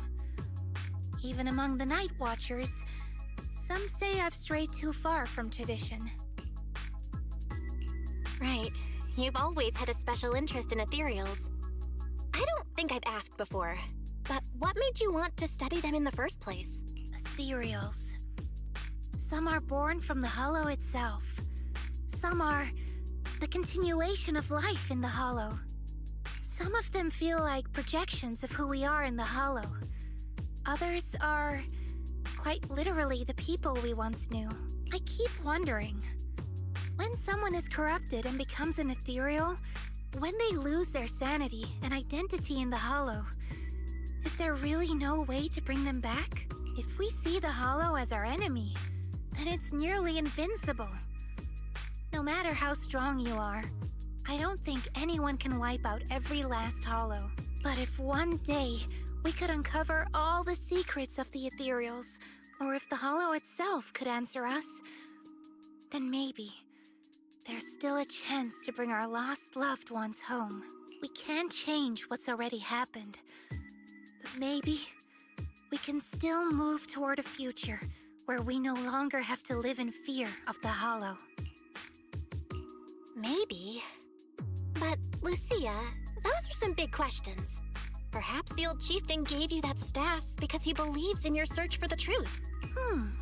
Is that so? Lucia may have said a lot of confusing things, but she doesn't seem too bothered herself.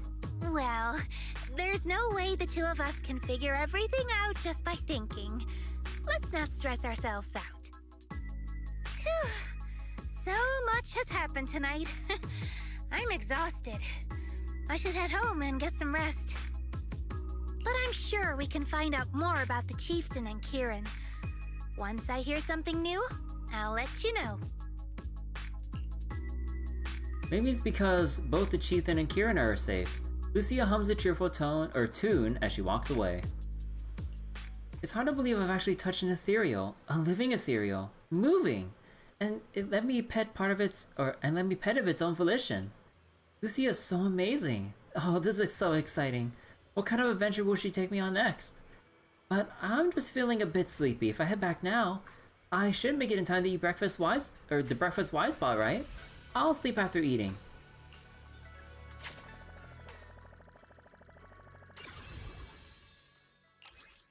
Alright, while stopping the conspiracy with Chestnut, Lucia heard echoes coming from the Hollow. While wandering around Phylum Heights, you run into Yidhari. Now this is a rare visitor. Oh. Lucia said she had something super amazing to tell us tonight, so she asked us all to meet her at Mystic Wares. But before she could say a word after rushing here, she got some message from someone called Kieran, and just left right away. Hold on real quick. Yusa and the others were also completely confused, but since their families were waiting, they headed back home. Though I think you might know what's really going on. I do. If you know about it, then I can rest easy. Lucia says she and Chestnut are waiting for you and wants you to meet them at this spot. Yidhari hands over a page with notes, clearly hastily written and torn from Lucia's notebook. I'm on it. Let's wait until you get back, then you can tell me what really happened. Whatever she ditched us for had better be worth it, or else she's going to have to treat us to Yum Trustee at the very least. No, kinda sounded like Yusa when he said that. I can't hide anything from you. We'll wait outside the Hollow for you to bring Lucia back. But who's Chestnut? Don't worry about it. My treat? Is the concert start? Let's make a grand entrance!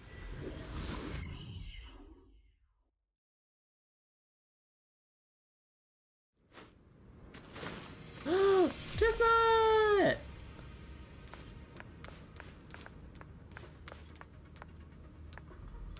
Looks like look, our little guide is in position.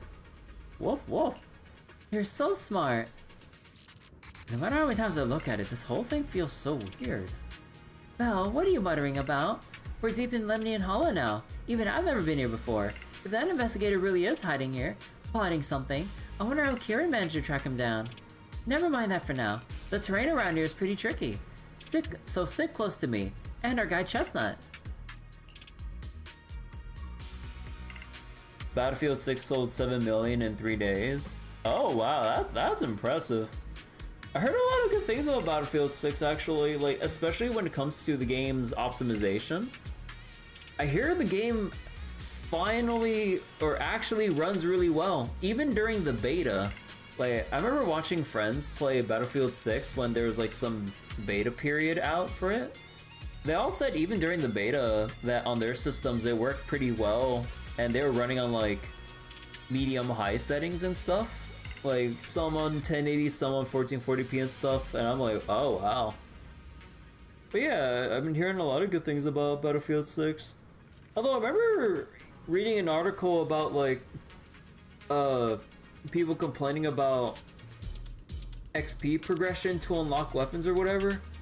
I mean, I'm kind of indifferent, but I kind of wish that like I kind of miss like when we just don't have fucking progression systems in like online games and stuff. Like, just have all the necessary tools right then and there, or maybe unlock weapons through in-game challenges instead of arbitrary XP grinds or whatnot, or XP or score grinds or whatnot. Like I don't know, even if it's like some silly stuff or whatever, kind of like how with Team Fortress 2, when you unlocked your class class weapons based on in-game achievements and stuff like that. Although granted, with a lot of stuff now you can get random items as you play and shit, but like, yeah. From Battlefield 2042 to 6 is an insane comeback. Yeah, I heard a lot of bad things about 2042, I think it was, and like some of the previous Battlefields, but yeah, it's nice to hear the positive reception with Battlefield 6 and stuff. I've never been much of a Battlefield person. I mean, never really bought any of the games. Although I think I remember watching my brother play, I think it was Bad Company 2 or something. But yeah, I never really understood Battlefield compared to like Call of Duty. And again, this is like way back when, because like I wasn't really used to like the more larger scale military FPSs, where like in Battlefield you had your, you know, jets, helicopters, tanks, jeeps, and whatever the heck to drive or fly around in and whatnot. So I remember always feeling lost just watching it. I'm like, wait, where do you even go? What do you do? But yeah, like seeing it now though, I'm like, I probably missed out on a lot way back when. Chestnut seems particularly excited. Seems like she was pretty happy with that Hollow adventure last time. Let's just follow Chestnut. Whether it's the suspicious investigator we saw earlier, or... Oh. Chestnut should remember their scent. No. Call of Duty Black Ops 7 going to struggle? She has the makings of a rescue Call of dog. Duty's Call of Duty though. You should totally train her. It just has that mainstream brand recognition that makes it sell bajillions anyways, so it doesn't matter how bad it is. Chestnut left a claw mark here, next to some scattered documents. Not bad, Chestnut. Oh wait, not bad. Chestnut's markings really help. To be honest, if someone can spot those claw marks, they probably wouldn't miss these documents either. Oh, I get it. Lucia's trying positive reinforcement dog training. Wait, what's written here? It's about Chestnut. From a reliable source smaller than average hottie, usually active in Times Sworn Hills area. After repeated observation, it can be confirmed that the target displays affection and almost no hostility towards non-ethereal beings. It appears that communication with the target is possible. Chosen as the research subject, the capture plan is as follows. The document is vague, but it's almost certain that they're all about Chestnut. Heck, some parts even mention Lucia. Just as I thought, that person was after Chestnut from the very beginning. We need to find them quickly. And what does a reliable source mean? Could someone be feeding them information about Chestnut? Woo!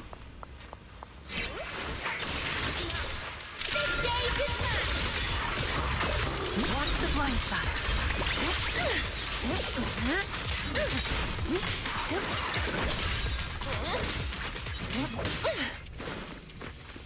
Leave it to me.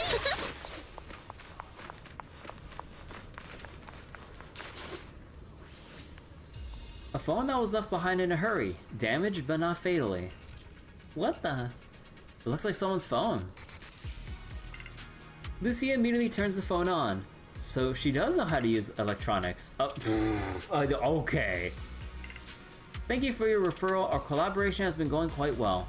However, allow me to bring the news of that hottie to that gentleman. I'll be seeing you next time. Oh no, even if we have the chance to meet again, you likely won't recognize me anymore, so farewell. What does that mean? Looks like his partner betrayed him. Huh, you mean the guy who accused us of siding with Ethereals might have already turned into an Ethereal? Tisk, are you really upset? No, it's not that. I was just thinking, if we save them in time, wouldn't it be fun to see the face of that person who's so eager to say their final farewell? Holy shit.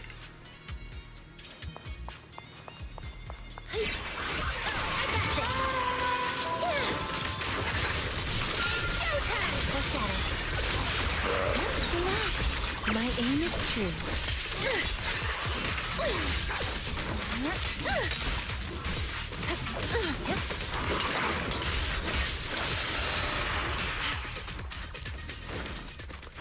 The stage is mine.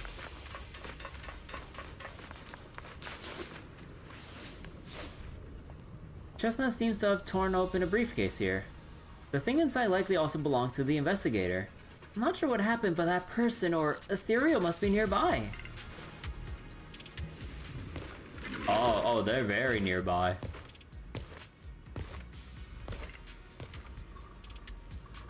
Yeah, you were right, Lucia. He's close. Sorry. I'll have to send you back to the Hollow. Let's see you handle this.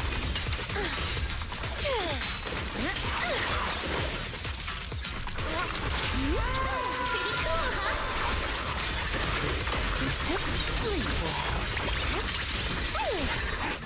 Rest amidst the ice. Ugh. I feel like there's an endless stream of ethereals heading this way. Relax. My aim is... Yep. They know exactly what they're after. If this keeps up, we're toast. We need to take out the amplifier now. Well, well, well. The device is broken. Guess you'll have to pay me back for that, huh? He backstabbed us? As expected from one of my own. So much for being close to the ethereals. When it's time to strike, you don't even flinch, do you? Kieran? Oh, did I surprise you? Honestly, I was more surprised by you and the old man. You mean the chieftain? He sleepwalked into the Hollow because of you? Yeah. I figured someone like him, sitting at the top for so long, would have caught the Night Horror's attention. But nope. He's swallowed by Lemnian Hollow just like anyone else. Why are you doing this? Because he was just a coward, standing in the way. Oh my god, this is like the classic, like, young upstart wants the chief position. A few days ago, some higher-ups came looking for him. They made him an offer, but he turned it down on the spot. When I confronted him about it, he acted like he was some righteous hero and told me off like I was some kind of traitor. It's the you're a dumbass for not taking Big Corpo's deal. You are a hypocrite, just like him. No wonder he gave this staff to you. You call us hypocrites, but you'll do whatever it takes to get what you want, even if it means hurting others. Whatever it takes? After years of glorified legends, everyone forgets. The Night Watcher's power was taken from the Ethereals to begin with. The Night Watcher's power was taken from the ethereals? What do you mean? Well, well. Lucia didn't tell you? There's another version of how the Night Watchers came to be. Our ancestors didn't just encounter the Night Horror by chance.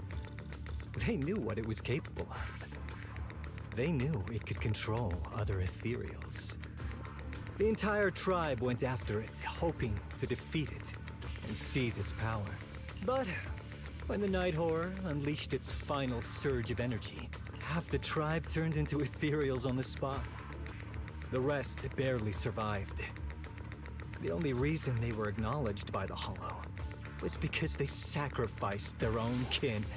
That's just another ancient rumor. Stop lying to yourself.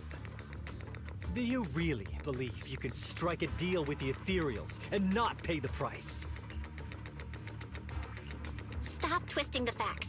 Even if that story is true, it's got nothing to do with what's happening now. What exactly are you trying to say? We've spent our lives hiding in the shadows, shaped by traits we never asked for. Just because the Ethereals don't attack us, those who live in the city see us as freaks. Like we're invisible. Like we don't matter. When disaster hits, whether it's in the city or in the hollows, we're always the ones they abandon first. Back when New Eridu was founded, public security declared all survivors had been safely relocated to New Eridu. And us? We were still running for our lives. Caught between companion hollows, stumbling over the bodies of our own kin, crying as we counted who didn't make it. Tell me, did anyone come for us? Lucia, don't you want to change our lives for the better? Even if we were to leave all this behind, it shouldn't come at the cost of our people's lives. Who are you waiting for to come and uphold justice? Being seen as kin by the Ethereals, walking freely through the hollows. This is the Night Horror's blessing! We should use this gift to earn power, to gain recognition. Isn't that what we deserve? I need more power.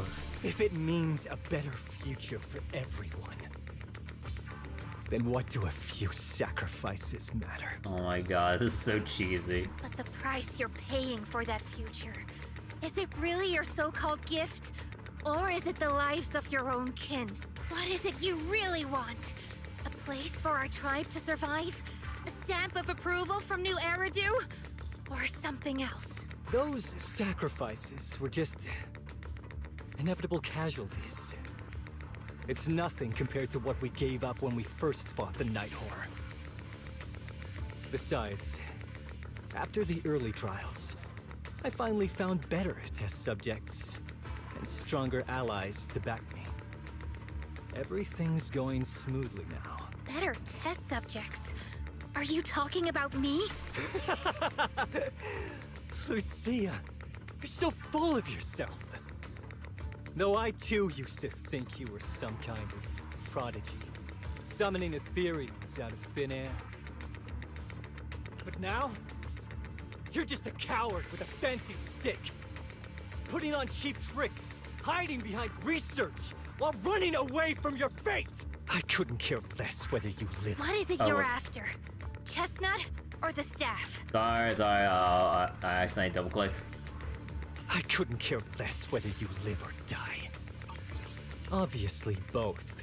That staff was entrusted to me by the chieftain. After everything you've done, you still have the nerve to ask for it? And Chestnut? Chestnut is my friend. She is a free ethereal. I will not let you take her away! Oh, save the speech. I've heard it all before. The Night Horror is watching over the conflicts, gifts from your dreams. But you've never even dreamed of the Night Horror. You are just making up stories to hide the fact that it never chose you. The only reason you stumbled upon this rare hottie in the first place was because I slipped up. And I'm here to fix that. It's time things go back on track now. You treat our people with even less care and compassion than Nineveh does the Hornets. Damn. I don't believe a word you say, and I won't let you hurt anyone else just to feed your ambition. You didn't really think that half-finished prototype you destroyed earlier was my only backup plan, did you? This guy's so boring. The only good thing about the scene is looking at, or is Lucia's appearance. Yeah, I mean, Kieran just kind of out of nowhere was like, oh yeah, one of the tribesmen. Oh yeah, actually, like willing to sacrifice our people and others for whatever the fuck he was going on about. Like, at this point, it's so kind of... What's the word I'm looking for? Cookie cutter? That I'm kind of like checked out of it. Like, because like, if we kind of just like go back up a bit, it's like, even Belle's not really talking that much. I mean, this is like, it's like a personal matter between the two of them, so I don't really feel that Belle should be interjecting really too much. But, hold on. Let's see, when the night horror, wait.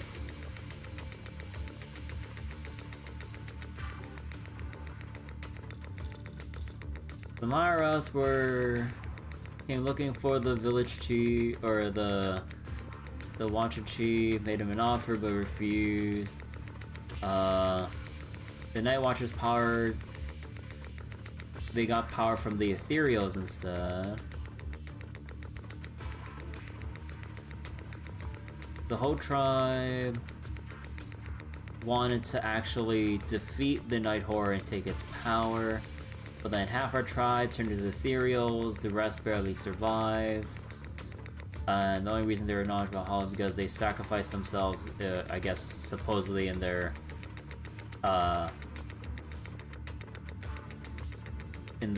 quest for power, or ethereal power, some shit. So who's this NPC? So wait, stop twisting the facts, hiding in the shadows. It really feels weird that the Night Watchers, like, were apparently heavily discriminated against in, like, within New Eridu and stuff, considering the varieties of people we kind of see already. But who am I to speak on that matter, I guess. It kind of feels weird, but who the fuck knows. When disasters hits, they always abandon us, so Kieran just kind of harbors a lot of disdain and hatred for the city that basically abandoned his people, so he just wants, I mean, it's basically just kind of like a revenge story, but like revenge at any cost kind of thing. It's like, who would answer for the lives of our people who died when they only rescued themselves or some shit? It's just,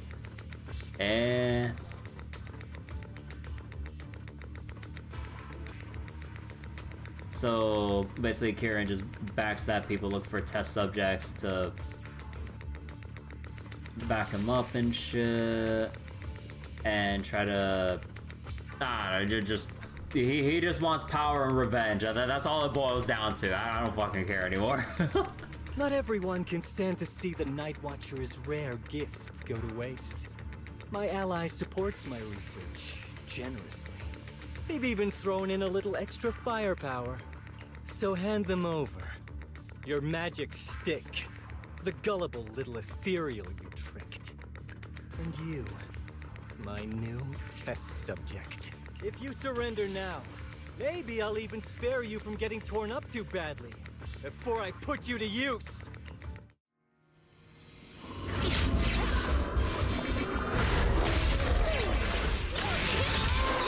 Easy.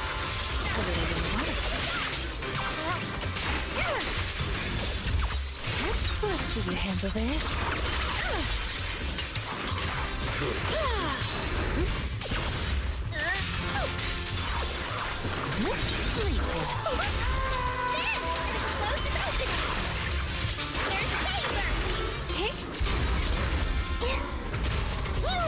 Careful. This attack is gonna be tricky.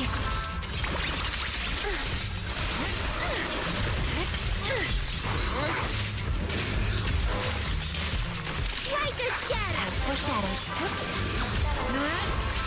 A drawn from countless legends. I'm confused. Now, little cuties, crush them! Let's see you handle this. A little reward. Sleep well.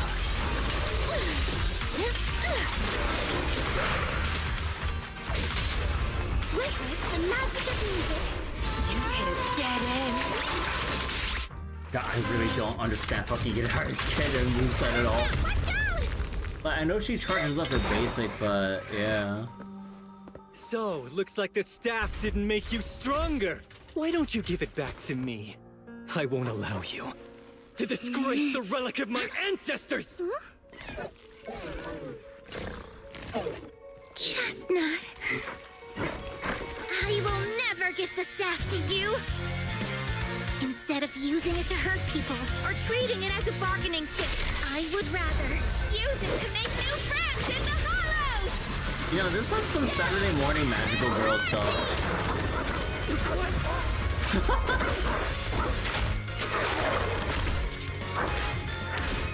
Yeah, you know, this whole thing just feels like some extremely basic, cheesy Mahou Shoujo thing, but with Lucia summoning ethereals and shit, and then use that carrot as like the basic bitch villain. Ethereals? You're a monster! See? The hollow has answered my call. Aww.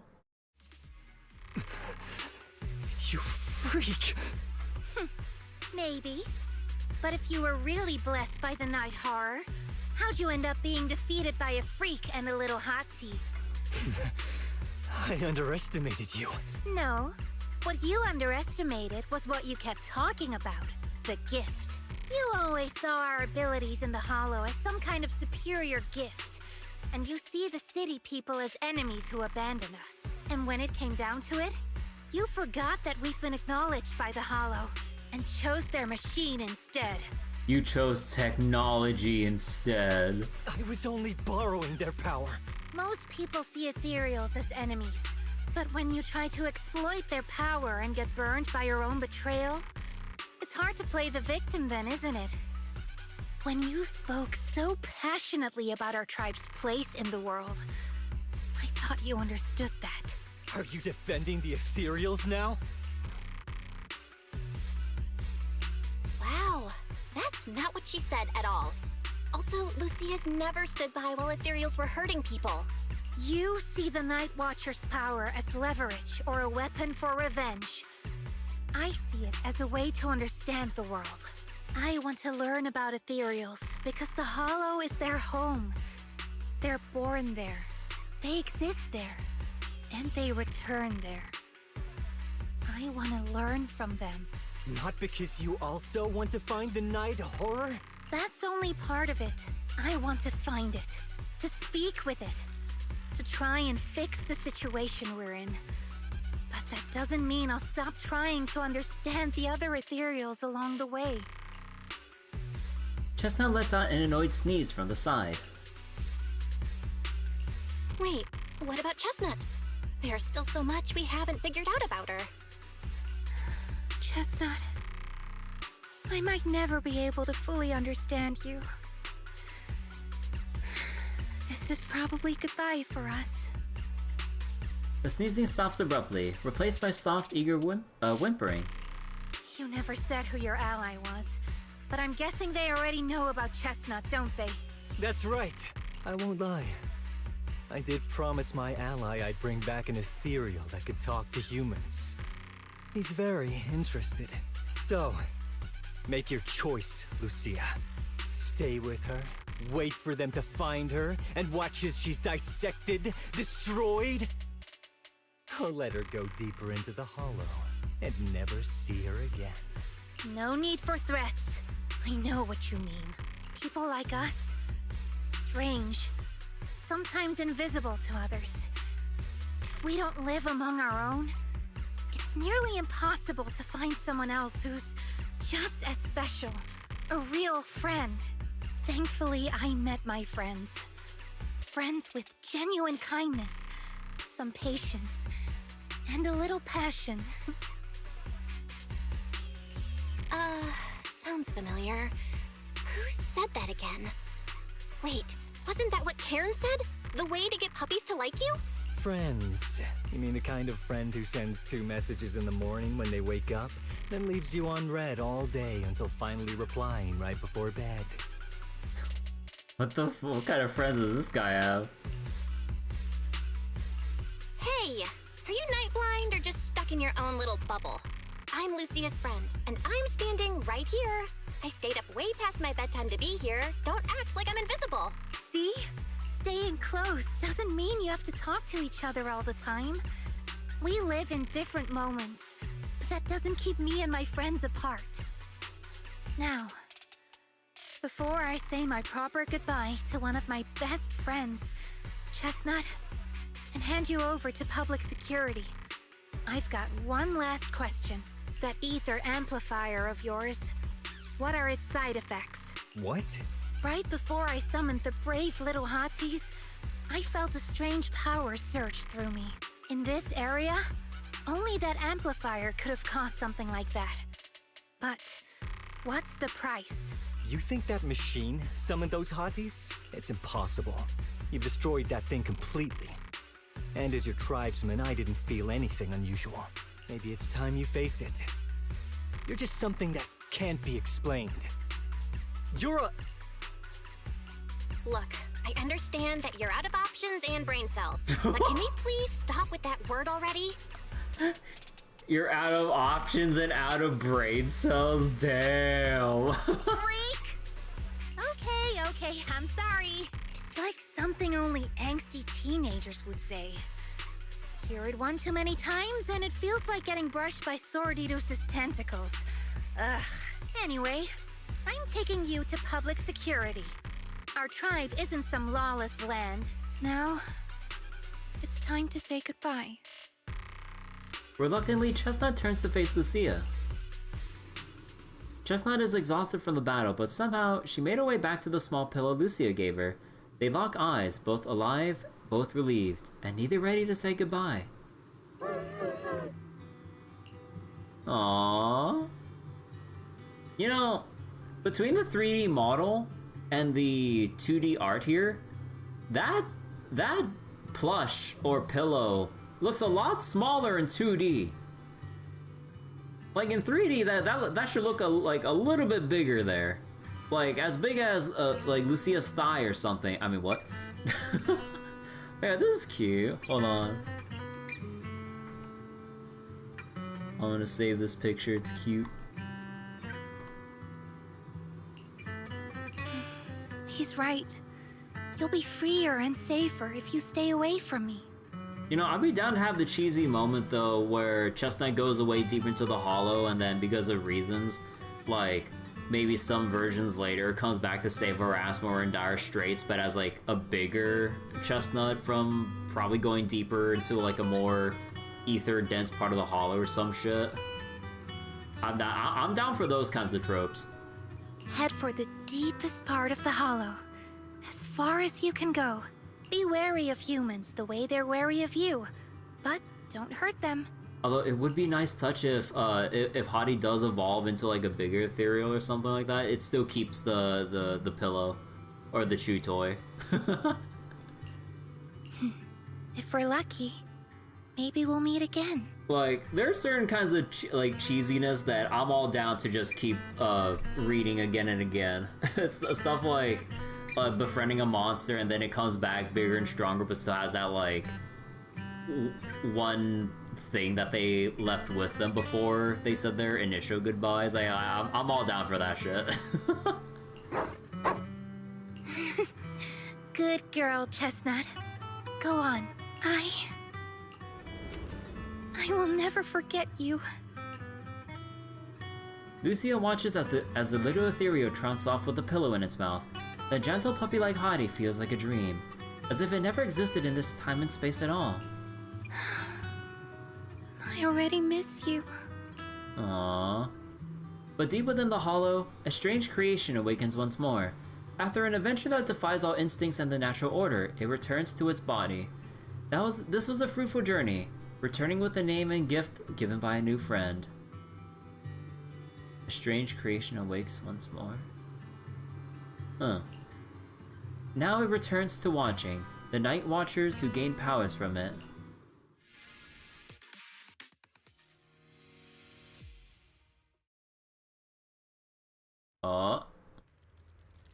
Lucia said she needs to deal with Kieran first, and we'll be back in a bit.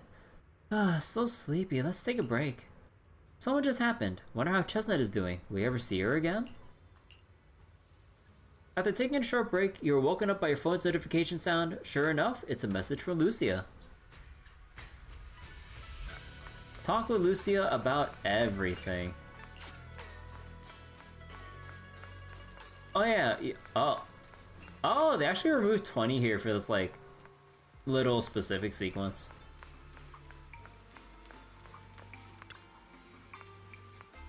Belle, you're finally here. Are you all done? I borrowed a vacant house from Monato so Kieran could stay there.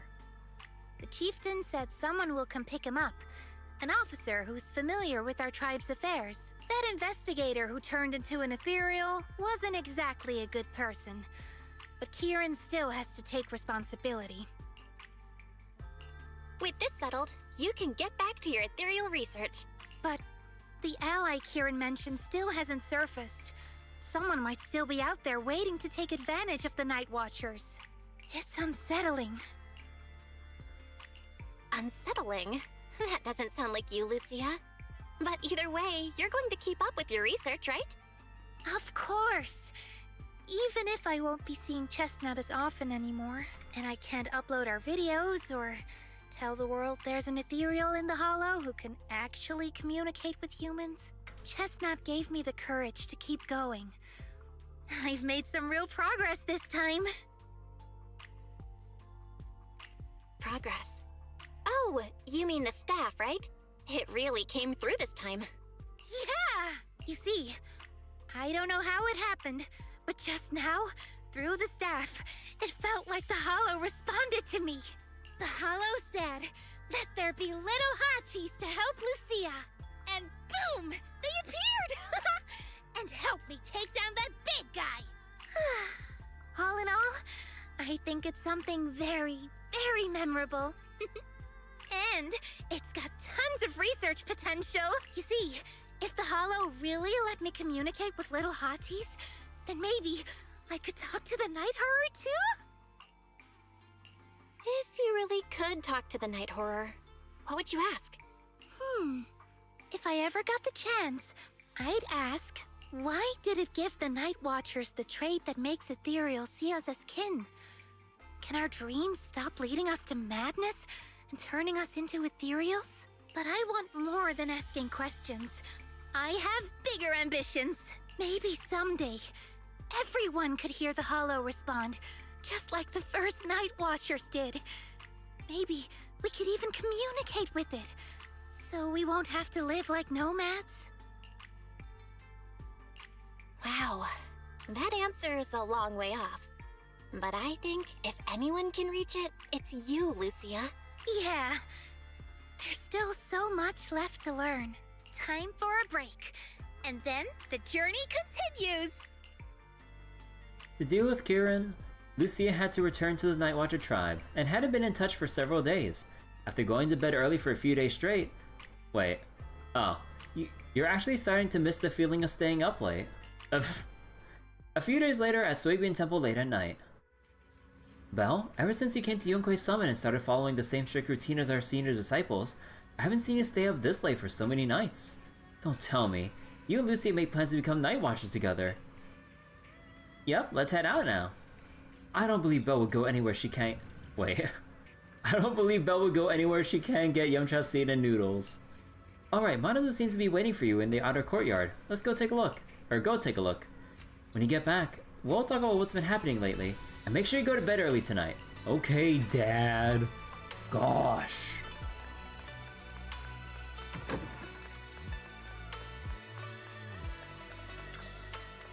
Proxy, Lucia seems down lately. Yuzuha and the others think you might know what's up. Actually, we've seen her post. Is she still sad about parting ways with that ethereal puppy? It's possible. I just saw her at Fluffy. Let's go over now. Although Lucia's always going on and on, like, we gotta be friends with ethereals, we can never quite follow her train of thought. But as her human friends, everyone really likes her. Plus, she's always so cheerful. So what's been weighing on her lately?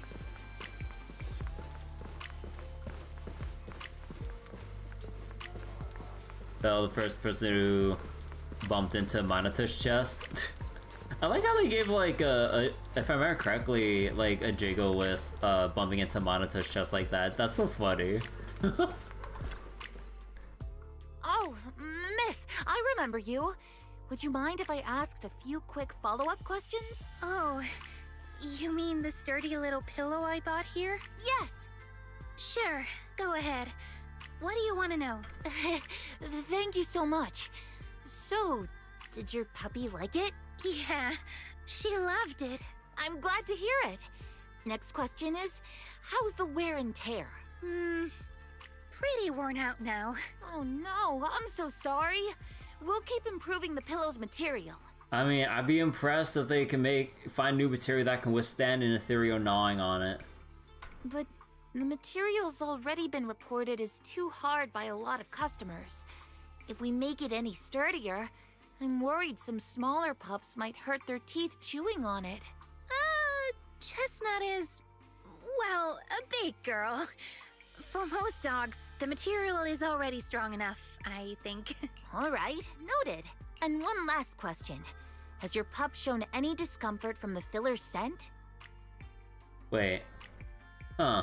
There's a little, discrepancy between the text and the voice here. Not at all. She's quite a strong pup. Loves running around with that little... Wonderful. Oh, wait, my bad. Thank you for shopping with us. We appreciate the feedback. I didn't realize my hand was leaning on my space bar, so I accidentally pressed it, advancing the dialogue. Not at all. She's quite a strong pup. Loves running around with that little pillow in her mouth.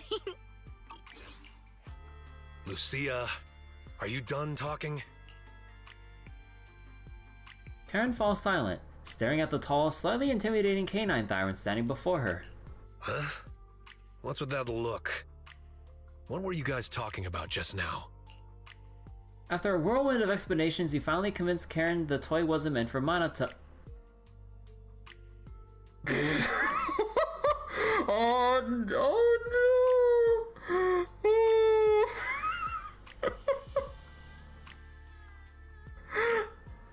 Oh no!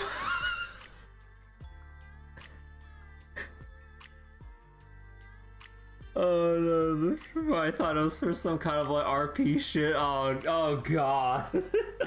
Oh god. Karen apologizes 6 times for the misunderstanding, then brings out the store's most popular dog treats and insists Lucia takes them. Next time, don't call hotties puppies. All right. Canine Thyrans aren't puppies either.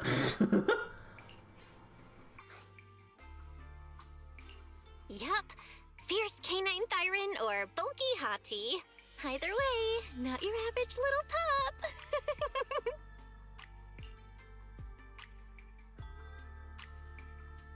Give him a rank. Give him a rank. Now this. The Manata slander persists. You know, huh? You know what'd be an interesting thing? You know how like we bring Bangboos and stuff into battle and shit? With like Lucia's whole thing with like friendly ethereals, that'd be sick if we can actually have, instead of Bangboos, our choice of ethereal in battle. Of course, probably shouldn't change much in the grand scheme of things, since like a lot of the time Bangboo are just like small supplements to whatever team you're going for. But that'd be kind of cool just from like a visual, well, I say a visual perspective, but with the visual clutter and ZZZ, I don't think you would still be able to see them. Wait, that'd be so cool though. Instead of a Bangboo, you have like friendly ethereal, like little hottie or something like that. That'd be pretty cool. Or chestnut, I mean. But yeah, that'd be kind of cool. All right. Back on topic. Nicole, when she returns to the story, S rank. She'll be S rank on the spot. I really wonder, like, when we get follow-ups to certain characters, I definitely would like to see, like, an S-rank version. An S-rank version of them and everything. Like, whether it be S-rank Lucy or S-rank Pokra, because, like, Pokra does have some kind of, like, backstory that is kind of, like, weighing down on her mind with, like, whatever person that God, it's been a while since I read her trust events, but there's someone that's been nagging at her mind from her past and stuff that she keeps thinking about as like a loose end with this story. So I can definitely see if they actually want to focus on that, we can see an S rank poker or something, A rank Nekomata, but she's already an A rank. Hey. No, I'm just kidding. Congrats, Lucia. Your post is blowing up. At first I thought it was because everyone was suddenly interested in debating why Trinocs have such pointy heads. Don't mention it. I put so much effort into my serious, well-thought-out research posts. But everyone just wants Chestnut's adventure stories. Some even asked when Chestnut will dive through the fissure into Hollow Zero, punch the Hornets, kick Nineveh, and reach the peak of ethereal life. The peak of ethereal life? Lucia, we all know you miss Chestnut, but... But a Hati's front legs are built more like a real canine's, not a cat's. I mean, they can't punch Hornets, and its back legs can't really... Wait. This is what you've been stressing over? Well, not exactly. Actually, Belle, there's something else I wanted to talk to you about. Things are mostly settled now. Kieran's been turned over to public security. But when I asked the chieftain, even he had no clue why I was able to summon an actual Hati using just the staff and a notebook. If it wasn't just the staff, then maybe the little Hatis appeared because the night horror was watching me again. Or was it because of Chestnut? Do you think the night horror might not be an ethereal at all? I trust your judgment. But aside from ethereals, the only other beings we've seen born from the Hollow are the sacrifices, right? The night horror doesn't seem like one of them. Then what could it be? It gave the Night Watchers the traits that make ethereals mistake us for kin. It can enter our dreams and lead us into the Hollows. Enter our dreams. It even foreshadowed my farewell with Chestnut. It has to be something far more mysterious, some deeper creation of the Hollow itself. But I still know far too little about the Hollows. Like you said, the answers might be a long way off. At least I can restart the research I put on hold. So, who's coming with me into the Hollow to see if an Avaris actually bonks its horn when it rolls over? You already promised Wise you'd sleep early today. Let's leave such night outings for next time. Lucy isn't disappointed. She happily waves to you and leaves, scribbling away on her little book. In the night sky of the unknown and on this dreamless journey, there are plenty more truths regarding the Hollows, waiting to be discovered by the Siren Girl full of curiosity.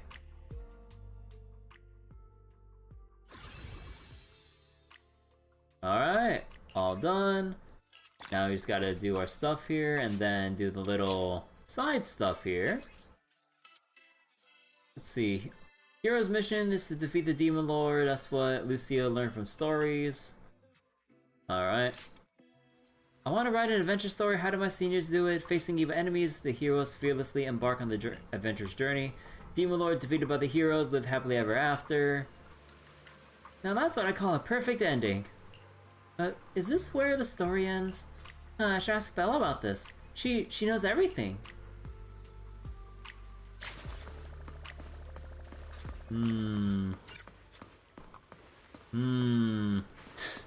Yeah, she really is caked up, like, holy shit.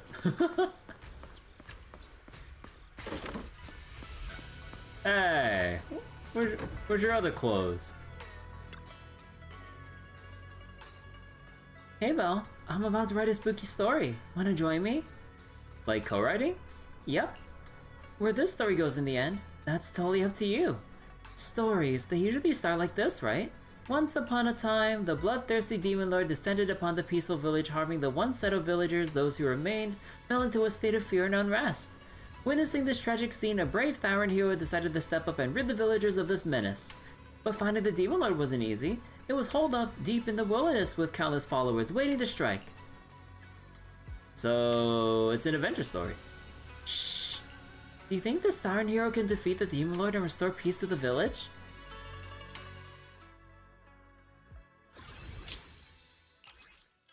Lucia gains Surge when performing a skill upgrade or Aftershock. Stacking up to 4 times when exiting Dream State, all Surge would be consumed, restoring energy.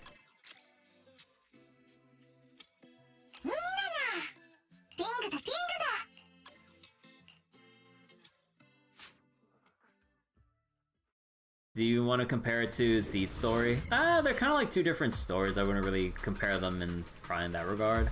But Seed Story is definitely a lot more emotional and more interesting to read through. Like, Lucy's whole thing was pretty neat, but like, the thing with Kieran, I just checked out. It was a bit too plain. Cause like, you know, like revenge for my people, fuck society, like trying to backstab my tribespeople by making a deal with whatever other corporation for research purposes. Like, we need this, or you don't deserve that power, you know, like all that stuff is so, like, I mean, like, it was just all executed so boringly, I guess. To make sure he couldn't defeat the Demon Lord, the hero checked his weapon. He had no sharp spear, no gleaming sword, but he got the fangs and claws given by heaven to the Thyrans and a brave heart. Minato glanced at the massive weapon in his hand. Don't sweat the small stuff. Stories are always different from what's in real life. Besides that, he's got an awesome friend. Wait, he got an awesome friend? Not he's got. I don't know. Or no. Wait. Nah, I'm thinking about grammar too much. He got an awesome friend, one who was ready to join him on the quest to defeat the Demon Lord. Who's that? The role of this loyal friend will be played by me. Alright then. Who would the brave hero and his loyal friend be ready to hit the— wait. When would the brave hero and his loyal friend be ready to hit the road? I can't like that. It's kind of urgent. Let's say now. Uh-huh. And then Monato's thing.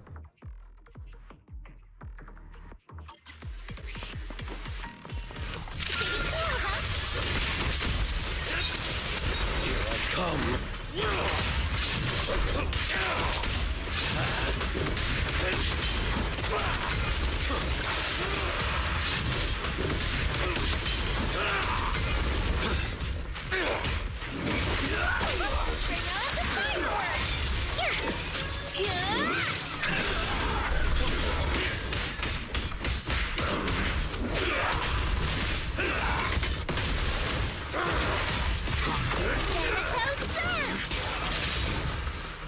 Out of my way!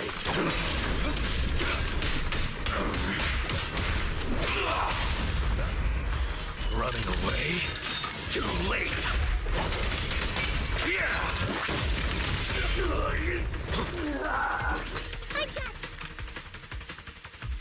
The Thyran with his valor was unstoppable.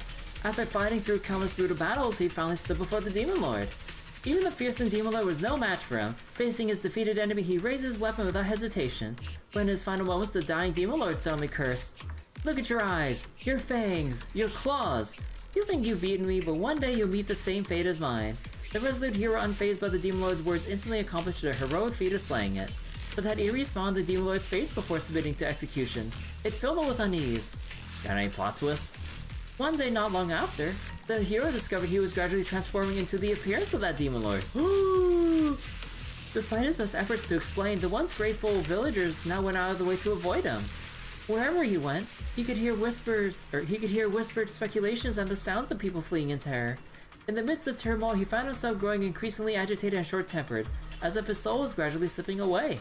His companion, heartbroken by his condition, became determined to find a way to break this curse. Lucia, should I play along with your story, like give you some roars or do something? Nope, no need. There won't be any hero scenes for a while, and you'll get your turn to shine later. Alright, I get it. So the newly crowned Demon Lord should go hang out somewhere deserted for now.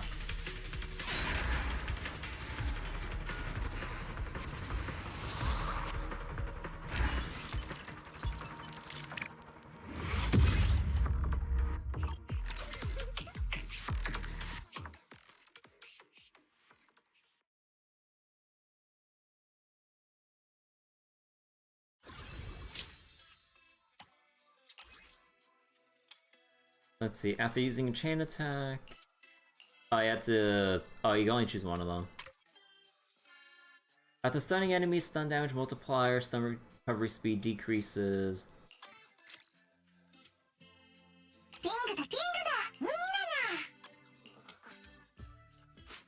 Whenever you hear Demon Lord, all I think about that is that one man in Trails.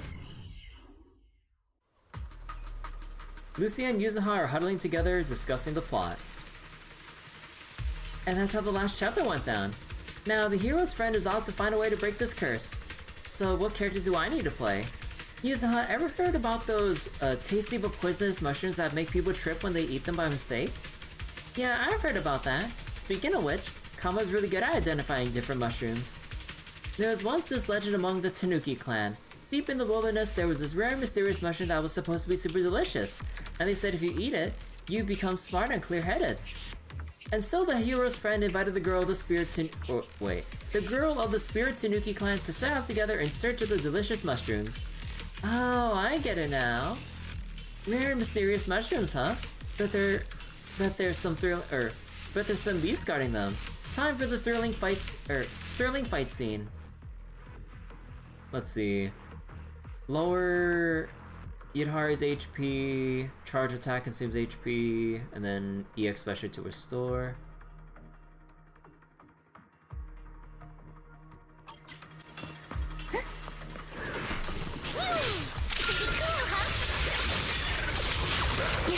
Here we go. Relax. My aim is true. Are you ready for this?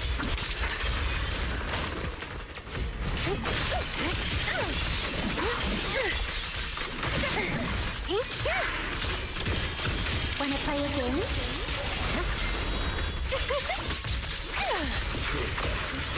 Wait, I can't use my ultimate?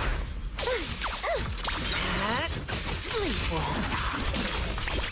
Rest amidst the ice. Oh, that's because I need the... Oh, I need the buff up. Don't worry, one swing will do. This is your last phase. Like a shadow! I am ready. Let's see you handle this. So I realized the whole time I was fucking up with Lucia because I was interrupting her whole spinny thing. You're supposed to just let it play out. Not... Because I was interrupting it with the EX special, cutting off the whole attack thing. I was like, wait... Oh. So, you're not supposed to use her basic attack string, like, at all then? Hold on. Okay. We got time to read this. Hold on.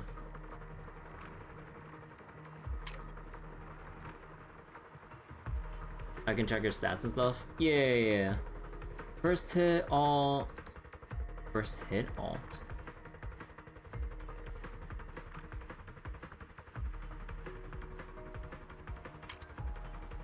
So, let me see. Because I know that, you know, you hold, charge, drain your health, and then once it's released... Let's see. Powerful charge hammer attack based on the current charge. The higher the HP, the faster charging consumes. HP consumption will at most reduce her HP to 25% at 2 charge levels. After using the skill, press basic attack to follow up with the third hit of her basic attack.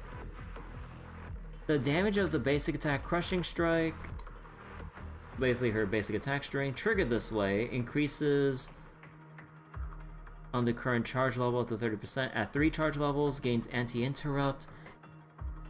Press basic attack to chain early into the finishing smash. While charging or spinning, the charge attack can block with their tentacles, reducing damage taken by 25%. If charging or not yet at full, counterattacks with their tentacles, returning to the charging stance and instantly gaining 1 charge level.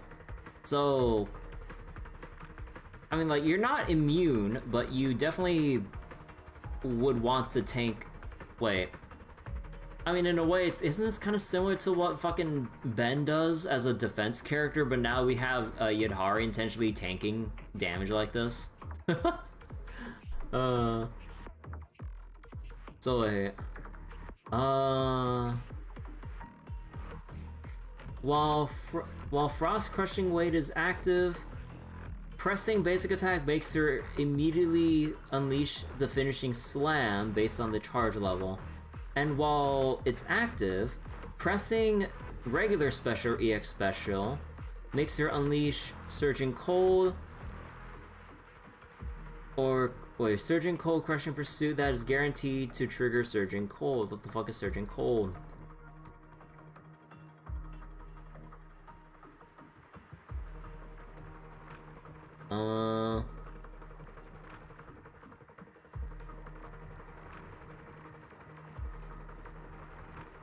Oh, okay, so Surging Cold is there. Okay, so just from the basic attack, basic hits restore HP on the 3rd hit. Oh, so that's part of how you might want to sustain with her. So then, like, if you only do 2 charges, then you can follow up with a 3rd strike, which will get you some extra HP back. Although if you end up like releasing the charge prematurely.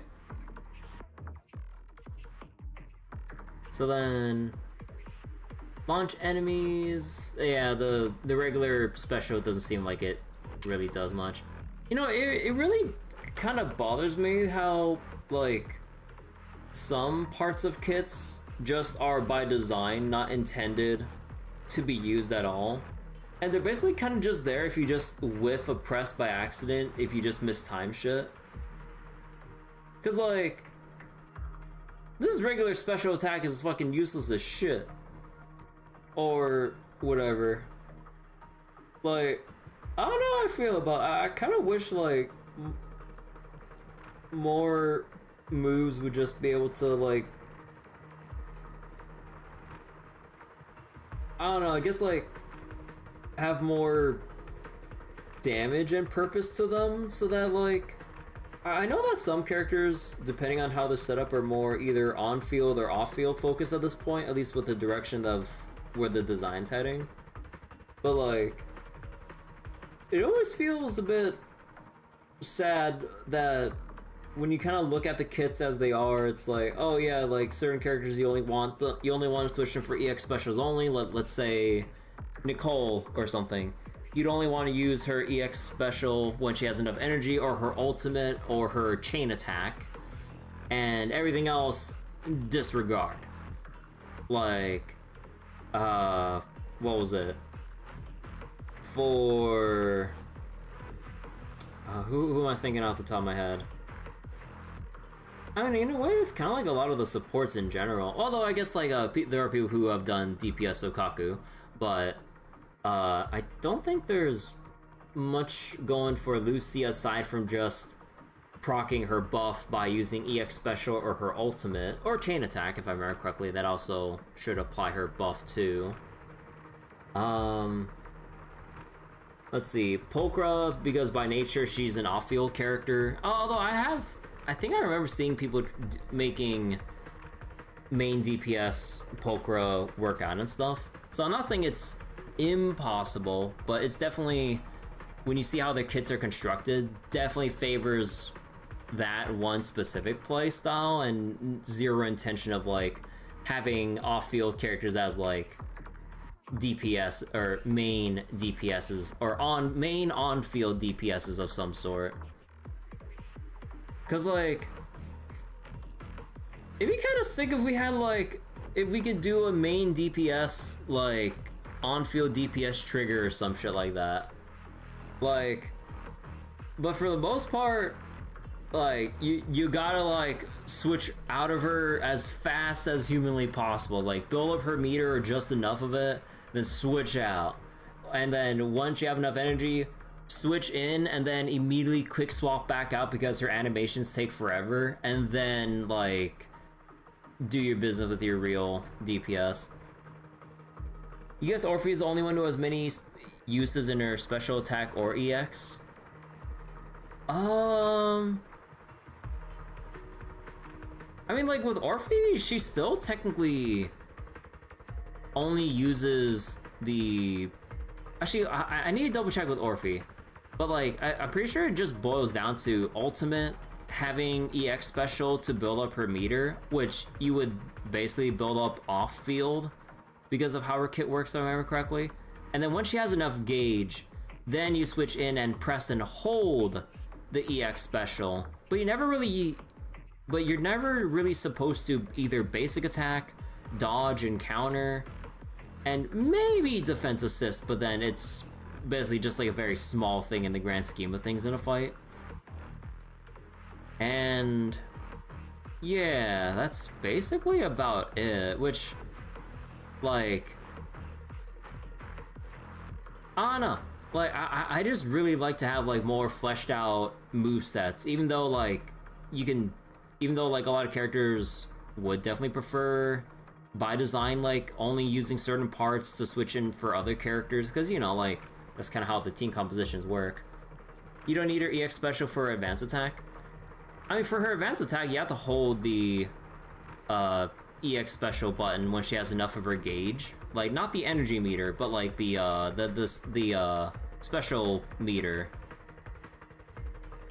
But yeah, like, it's just like, I guess like a thing that kind of just bums me out is just like, you're never really intended to utilize like every part of a character's moveset for the most part. Because like, there's basically by design moves you just really want to avoid as kind of like, what was it? Like, they're just there if you mistime or mismanage your resources. That's basically it. Like, using any EX special or using any special attack by accident when you wanted to use an EX special just because you're short on energy, then the multipliers are just like complete shit. Okay, but wait, let me see again. So then, with enough adrenaline, perform 2 upward strikes, release an icy mist. If it connects, recover 33% of her missing HP. You think Evelyn's the only technical attacker here? Yeah, like, doesn't Evelyn have like a whole bunch of stuff about like, again, I don't have her, so I only faintly remember from her trials and everything. But like, she has her, you want a basic attack to build up her meter. She has her normal special, which I think conjures up those like, those strings or tethers to an enemy, I think. So that's also, although I'm not sure how much damage or days it applies. That I'm not sure. And then you have your EX special, which builds up a lot of her special gauge. And then you hold with her basic attack when you have enough arrows or chevron marks to proc her force chain attack. And then, yeah, then there's the chain attack and ultimate itself. Yeah, like, Evelyn seems to be... Yeah, it really does seem like Evelyn's the only one that actually utilizes... that would probably utilize the entirety of Zenless's attack options. Because, like, for main DPS, like, obviously with dodge and countering, that's kind of a given for any on-field DPS. Because, you know, it's like, when you're dodging, you might as well counter because it's just, like, the quick thing to do. You get iframes and whatever. Although, you know, some characters would have specific dodge counter things or, bonuses if they're designed that way to work with dodge counters. But yeah, like, basic attack to build their meter, normal special for those like string tether things. Again, I don't remember exactly what they do.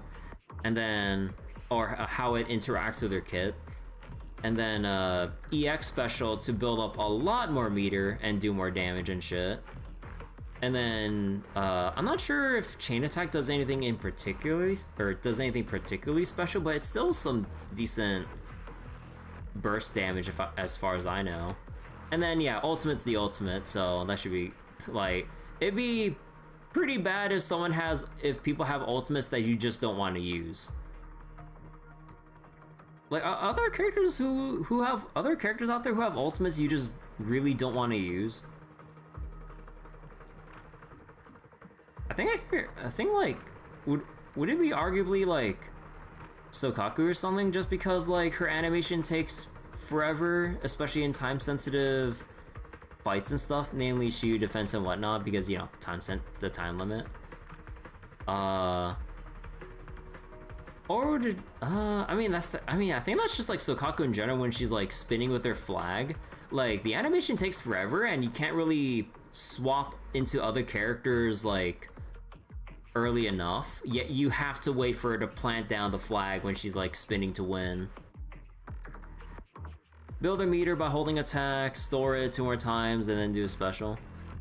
Oh yeah, you build Evelyn's meter, and then once it gets at least halfway, then you hold, I believe, to add an arrow, and then repeat until you have 3 arrows, and then you do the special thingamabob. Yeah. Let's see. Pressing special or EX special while charging. Oh wait. Pressing special while charging or spinning during her move, or dodging while holding? Launch enemies into the air. When the skill collides, it triggers Surging Cold.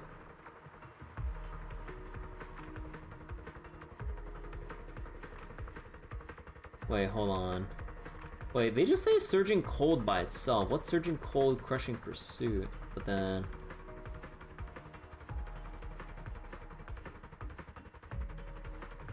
Okay, hold on. When she's one agent, that during chain attack, cancel into her? Huh. So wait. When you're holding... when you're holding either press special or dodge?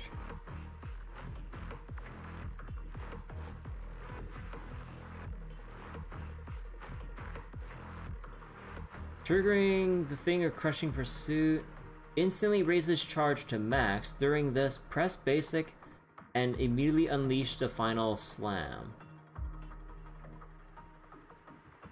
Huh.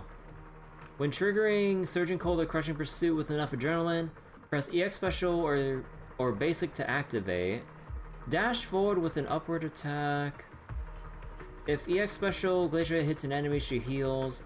If used after Surging Cold gains additional adrenaline, can trigger after a second. Okay, so basically, during a lot of your...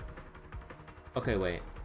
I guess during a lot of your attacks, you can basically just cancel into the big slam to get your HP back right away. Dodge doesn't offer anything special. Defense assist seems kind of box standard. Chain attack. If inside Ether Veil Wellspring further enhances power. When Decibel... Oh, wait.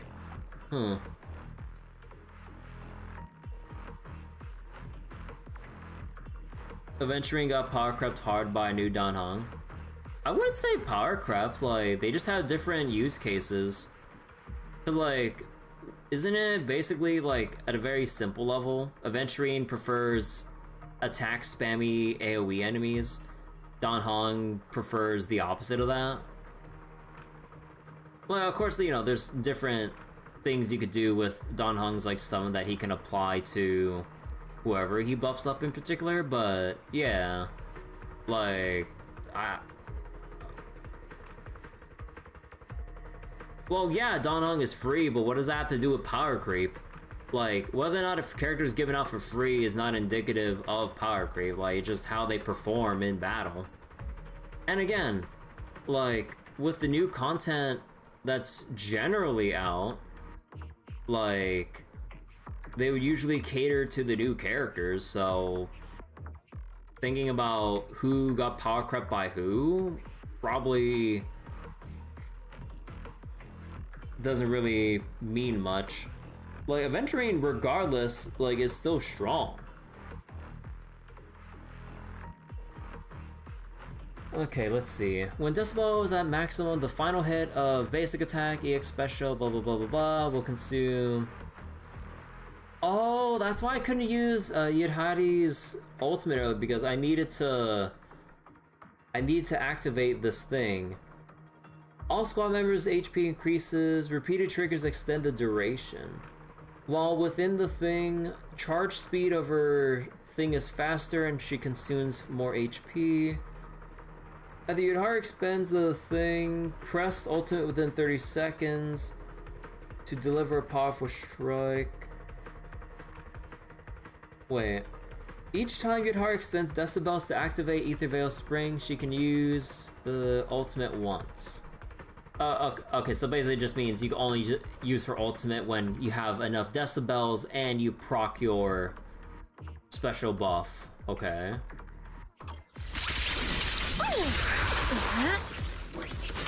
Strawberry, this one's mine. After quite a journey, the hero's friend managed to recover the previous mushroom for him. Of course, that girl of the Spirit Tanuki clan was a super reliable partner. The hero's friend shoved the mushroom into his, for now, its mouth. The former hero calmed down from his rage and agitation, but his gaze remained cold like that of a wild beast. Just this mushroom alone didn't seem to fully awaken the hero. So for everything else, we need some other friends to help out. But why not tell with that cold gaze? Feels like I haven't seen that in forever.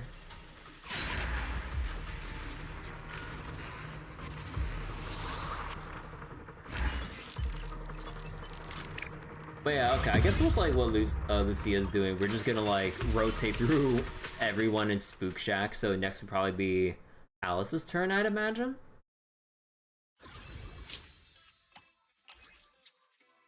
Rupture agents gain sheer force and miasma reduction. Oh no, more Yidhari. Okay.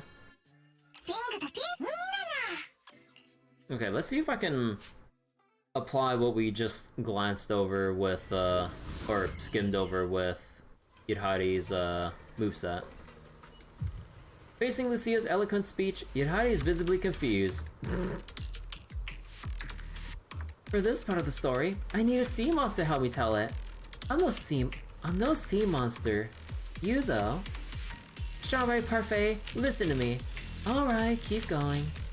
Facing the hero's cold gaze, the friend came up with a new idea. The Demon Lord has no emotions. If we can help the hero find his emotions again, maybe we can break the curse. I see, so what should we do? All denizens of the ocean know the tears of the sea monsters are precious ingredients for magical potions. Legend has it that sea monsters are cold. Sea monsters are cold and distant because they locked away their emotions in their abandoned tears. All their experiences, the joy of roaming and leaping in the sunlight, the fear of storms and undercurrents, the pain of parting with loved ones on shore. All of it was sealed within. And so, the hero's friend invited the beautiful sea monster to help search for the fallen teardrops. Alright, let's move out.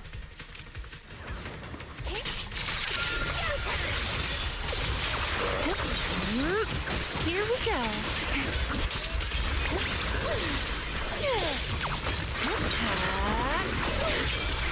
Oh. Rest in peace.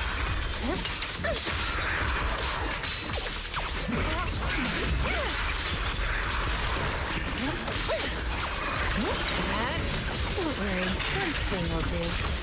Where are you going? The engine's already ready. Are you ready for this? You will rest amidst the ice.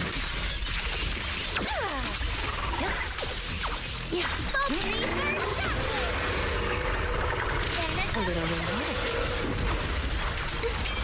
Into the frozen abyss. Your last page. Let's see you handle this. Here we go. Oh, okay. Huh. After quite a journey, the hero's friend managed to retrieve the sea monster's tears for him. That went pretty smoothly. The hero's friend forced the tears into his mouth. His gaze grew gentle, yet blank and childlike. Even after recovering his emotions and sanity, the hero still couldn't remember his past experiences, as well as forgetting his courage and adventures. Looks like this friend needs another helping hand to help the hero recover his memories. Well then, time for me to head out.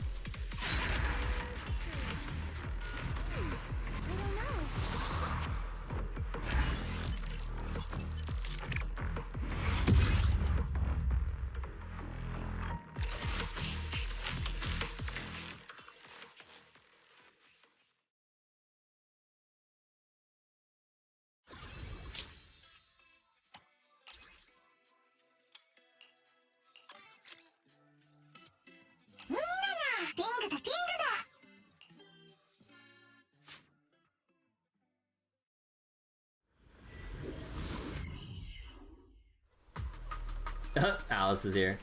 Good day, milady. Stop joking, Lucia. I heard you used a story about the hero. So what can I do for him? To awaken the hero's memories, his friends search everywhere for a solution. After spending countless hours and meeting countless people, she finally learned from an elderly man. In the noble's old manor, they kept the nectar of the 7-colored flower. Drink the nectar and your memories will return. Although the manor was abandoned, luck was on our side. A kind-hearted noble young lady heard the hero's tale and offered to guide the hero's friend back to the manor ruins to search for the nectar. I'm guessing things didn't go so smoothly. Like maybe the manor's former glory attracted some greedy gangs. Now the young lady's blade would be drawn for her friends.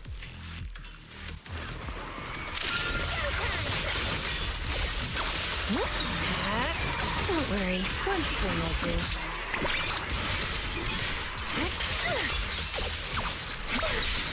Are you ready for this? Here we go.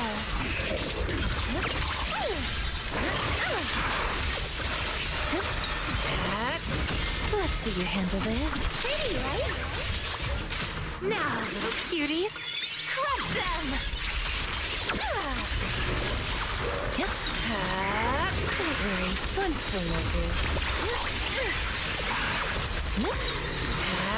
Are you ready for this?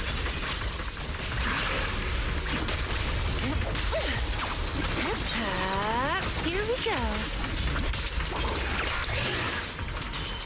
Like a shot! Oh, my defense assist? Relax. My aim is true.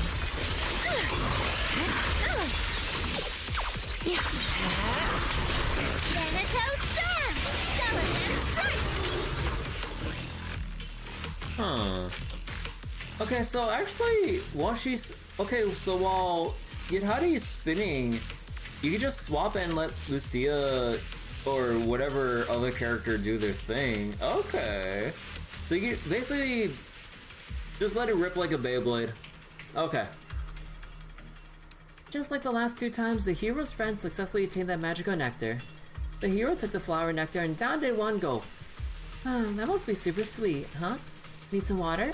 Right. The hero took the honey water that his friend carefully prepared using the precious nectar and drank it in one gulp. That's more like it. Isn't it time we wrapped up the story? Do you think the story ended in a way that makes everyone happy? Lucia? Alright.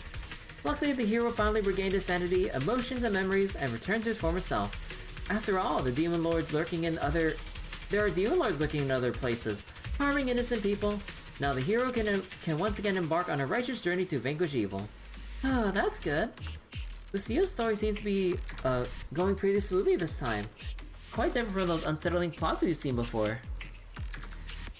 Everyone loves a happy ending, and I'm no exception. Really?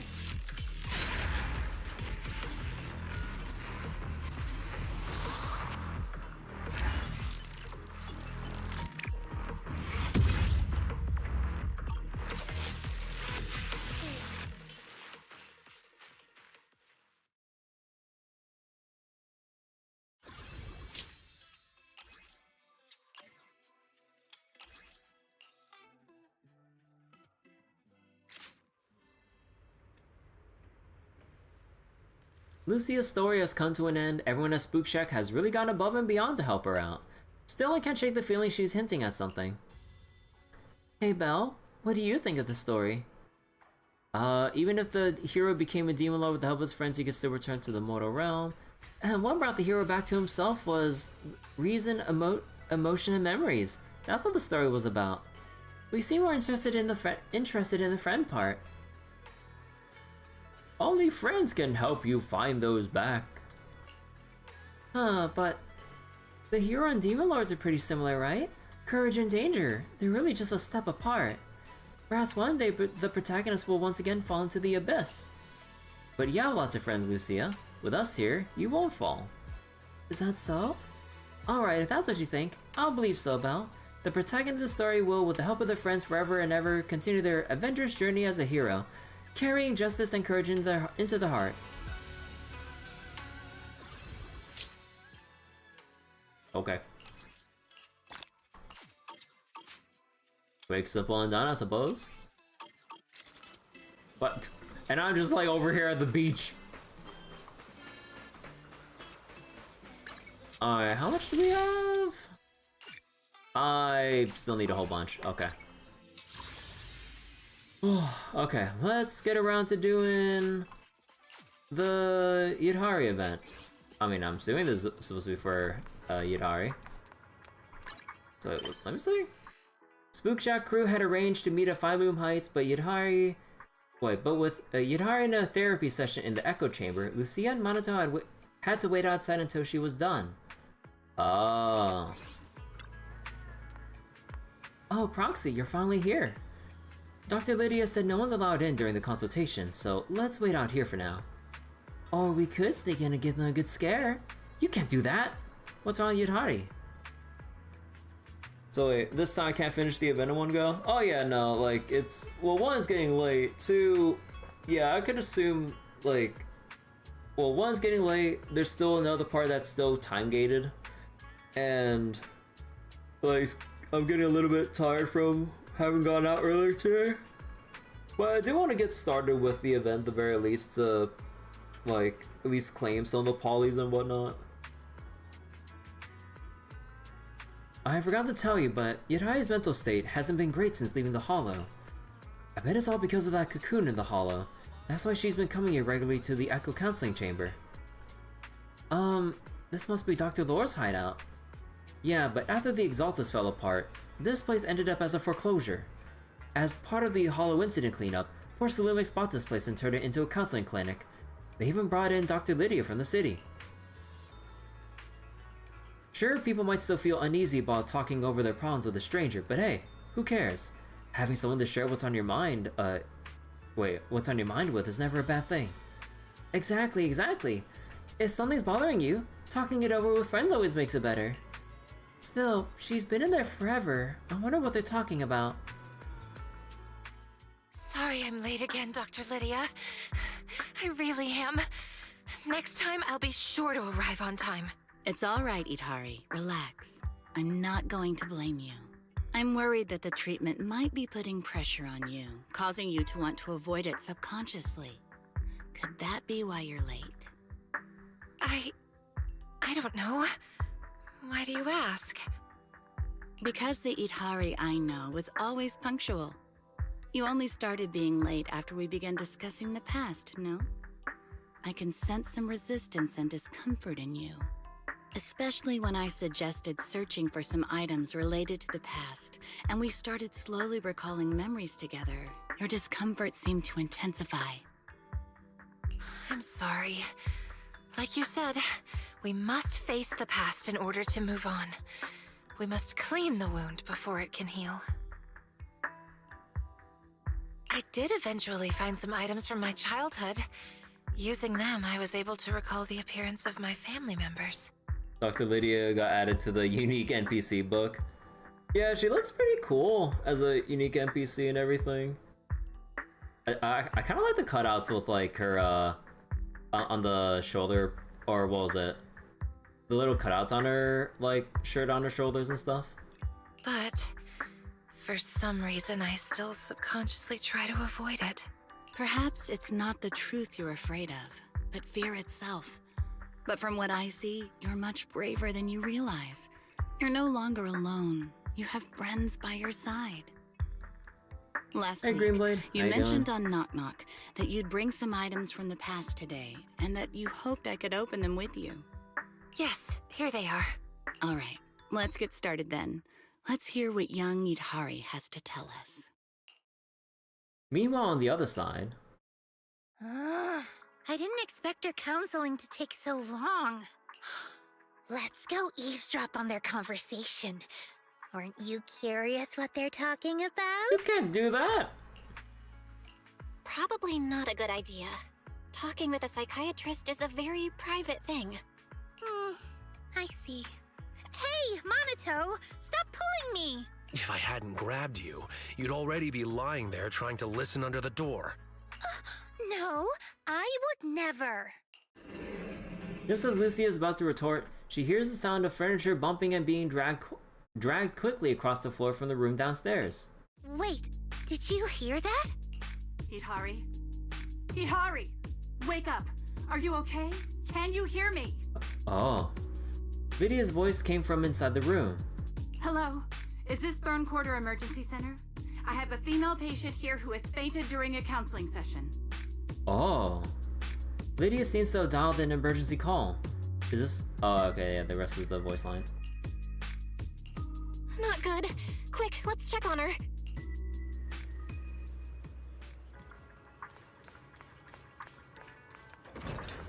Oh, we can actually see inside the room. You must be Idhari's friends, right? There's been an incident. What happened? Wasn't she supposed to be in a therapy session? I'm not sure either. Today I asked Idhari to bring some things from the past to help her recall her memories. They were just some toys and miscellaneous items, and the session was going just fine. But then, Idhari suddenly fainted. I just called for an ambulance, but all the hospitals said it would take a long time for them to arrive. Doctor, the medical industry in Waifei Peninsula isn't so great. Usually a company would arrange for a vehicle when this sort of thing happens. It's okay. Thankfully, I have equipment that can monitor her condition. Can you give me a hand? Everyone helps Dr. Lydia bring in the equipment and perform a preliminary diagnosis on Idhari. Preliminary diagnosis suggests emotional fluctuations triggered the part of her brain that was corrupted. She's fallen into a lucid coma, likely linked to what she went through in the Hollow. The part of her brain that was corrupted? Okay, so... Huh. I mean, given, like, the state that Idhari was in and everything, yeah, like, part of her body would be affected by the ether corruption and stuff, but, her brain is... or part of her brain is apparently still corrupted. God damn. Lucid coma? So it's like she's stuck in some kind of nightmare? Does that mean she'll be okay after a good sleep? That's one way to put it. But I don't know when or if the nightmare will end on its own. Forcing her to wake up could do more harm than good. I'll keep an eye on her brainwave patterns, but we need to stabilize them first. Once they're steady, we can safely try medication to wake her up. Try calling her name by her bedside. She might feel your presence and care, even in the nightmare. But we don't know what kind of nightmare she's experiencing, so how can we comfort or call out to her? Is there another way to help stabilize her condition? There is another way. My friend works at HIA. He manages a VR device that can simulate a person's mental landscape. However, his research is too advanced, and the device is mostly reserved for elite agencies like the HSO. I also heard that their last collaboration with Section 6 experienced some unexpected issues. Oh, yeah, there was that thing with Section 6 and the hacker, huh? Section 6? Not the most approachable group. What do you mean? We have them on speed dial. Well, maybe I could... Yeah. Regular folks like us don't exactly have those kinds of connections. I'll ask my friend who works at Porcelumex later. Okay, we're gonna play up this bit for comedic effect. was like, well, I just know who to call. Well, actually, I can... Yeah, I don't even have a new Eridu citizen card. No fixed address, no ID. I'm just a nobody. Sorry to interrupt, everyone, but I can get in touch with a friend from Section 6. Wait a sec. Am I missing something? Aren't you a proxy? How do you have friends in Section 6? Don't worry about it. I can understand knowing office staff from Sections 2 and 3, but a covert organization like Section 6? Wait, don't tell me you're actually a retired HSO agent. What? No, it's not that complicated. It's just a series of coincidences. Hold on, let me contact my friend from Section 6. Back in 1.4. Yeah, back in 1.4 and everything. After thinking it over, you send the message to a friend from Section 6 who hates working the most.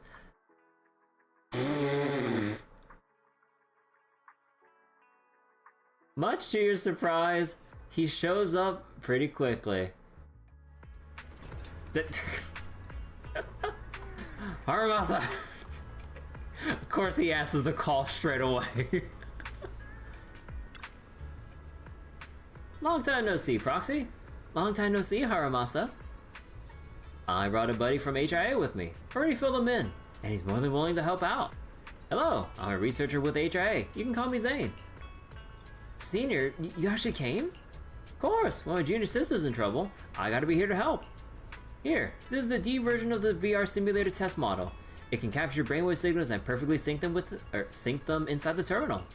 Is it okay for us to use it? Don't worry, you should thank Haramasa for handling the authorization. Without him, I wouldn't have been able to bring this internal gear out. No need to thank me, saving lives comes first. But if you really want to thank me... Roxy, that doctor you mentioned on Knock Knock, the one who writes fake sick notes, is this the guy? Didn't you say saving lives was the priority? Hey, saving me matters too, you know, my dear Proxy. Deputy Chief Yanagi just called, and I lied that I was at the hospital. Bro. What's the matter, Mr. Asaba? Dealing with some mental troubles? To be honest, Doctor, I would carry so much pressure inside. Sob, sob. I'd like to give you a consultation, but things are a bit tricky right now. Patient Yudhari has already fainted. It won't take much of your time, just sign my sick leave note. And my biggest source of stress, work, which will be taken care of. Haramasa left happily with the sick note while Zane, with Lydia's help, set up the VR equipment and successfully synced with Yudhari's brainwave signals. Fucking Haramasa, oh my god. Alright, all set everyone. Installation and setup complete. I've already filled in my junior Mr. Wise about the external data monitoring. I already hooked Fairy into the system, so I'll be supporting you all from out here. Now, just put on this VR device and you'll be able to enter Yudhari's dream. Are you sure this will be okay? Relax, this isn't some sketchy DIY rig. I built this machine myself, and it's HIA certified. Chief Miyabi from Section 6 and Yishuan Shifu of Yunkei-sama couldn't stop praising it. It nearly held up against the toughest test they threw at it. Just thinking some dream data, nothing to worry about. Or as they say around here, easy peasy. Well, you ready? Time to stretch your stuff in the dream world. Alright, put me in. Brainwave data successfully synchronized. You can now enter Yudhari's dream. Pick the first dream area. Hit confirm when you're ready to roll.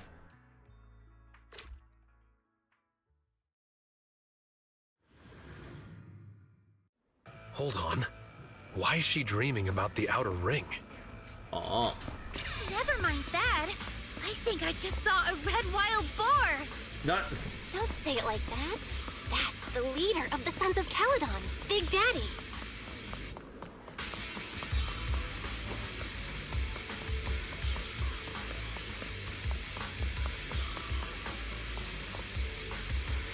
Man, how long has it been since I've seen him?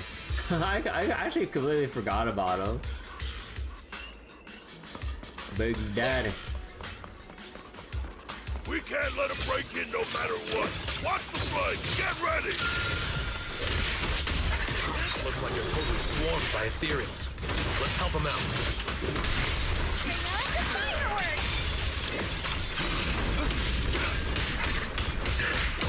After all this fighting, we still haven't taken down even one of them?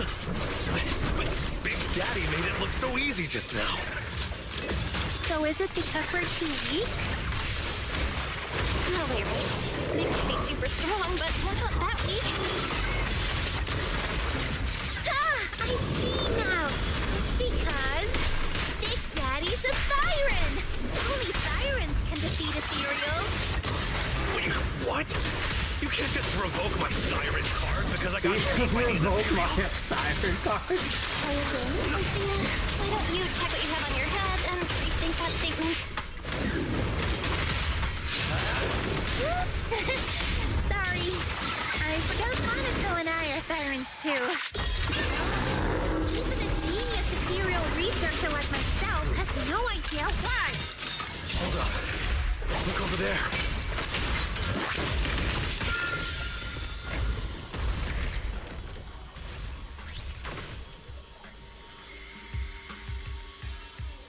The ethereal we couldn't defeat, no matter how many times we tried, was easily taken down by one of its own kind. An ethereal? Fighting another ethereal? I must be dreaming. We've been dreaming this whole time.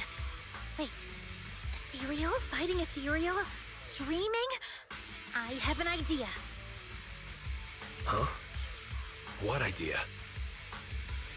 It's known that both Big Daddy and ethereals can defeat other ethereals, but we cannot. So, what is it that both Big Daddy and ethereals have in common that we don't? I got it. Yeah, I know it too. They're both beings from the dream world. Big Daddy and the ethereals are both stronger than us. I meant they're both from the dream world. Yeah. I suspect that no external force can directly destroy this place. Only beings in the dream world can inflict harm on each other. As Dr. Lydia said, we have to face the inner demons ourselves. The fears in Idhari's dream can only be defeated by herself. Maybe we can use this principle to try and tame ethereals and train them to defeat other ethereals. Tame ethereals. One of my teachers used to say dream big, but this feels a little too big. Yeah, you might get sued by Nintendo. Sure, we can try. And maybe die trying in the process. But how are we going to tame them? Using these special containers you throw right at their noggins. Let me give it a try first. Oh, chosen ethereal, reveal your true power before me. It sounds convincing, but will it really work? By the pact you've made with me, Lucia, I command you, sit! Upon hearing Lucia's command, the ethereal freezes in place and sits down obediently. Good, that's it. Even if it's just a dream, this is still unbelievable. Trust me, I know ethereals. You should give it a try too. Tell it to stand up. This is so embarrassing. Do we really have to say lines like this? There's nothing else we can do. Let's give it a try. Oh, chosen ethereal, please show me your true power! Huh? Do we really have to say it like that? Oh god. Oh, chosen ethereal, please show me your true power? God, he's like cringing so hard. By the pact, I, Belle, command you. Stand up! By the pact, I, Kolmono Monato, command you. Please stand up. The ethereal sits still and doesn't react to the command. Instead, it turns its head toward Lucia. See? Like I thought. It doesn't listen to me or the proxy at all. really get it, Lucia.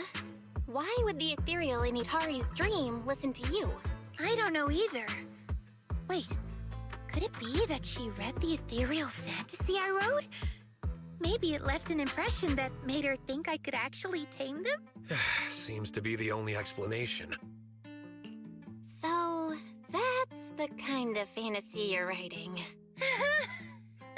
No way. Well, since we've tamed the ethereal, let's have it help us defeat the enemies in the dream.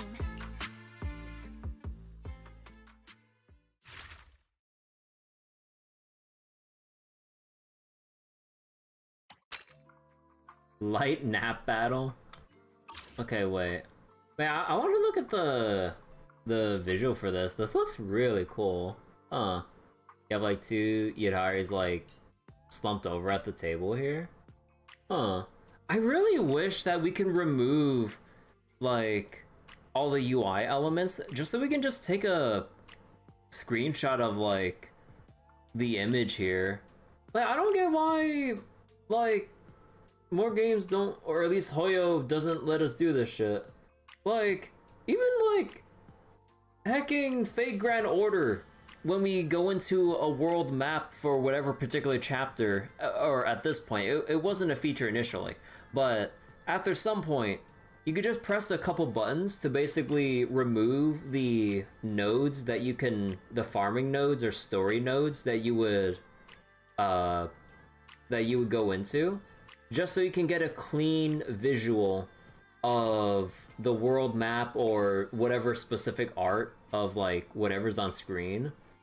Like, I really wish we had more small features like that. Like, I'd like to see a clean shot of this, although you probably have to get it from like data mining or some shit. But like, yeah, like I really love to see like a whole clean shot of this. Oh, I also just noticed the little shadows in the corner here.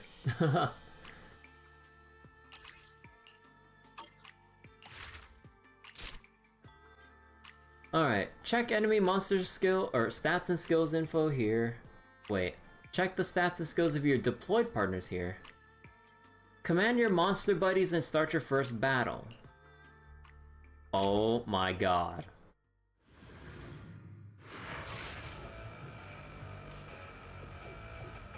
What the fuck is this? Dream combat general rules. You may select one skill to use per turn. Choose a skill and select a suitable target. Click again to cast. Hold to view the description. You can control movement to better position yourself. Wait a second. Some monster skills can restore energy while some consume energy to activate. Different skills are color coded from weak to strong: green, blue, purple, orange. Okay, so you definitely want purple, orange. You can choose one skill, press 1. To use it again, press 1.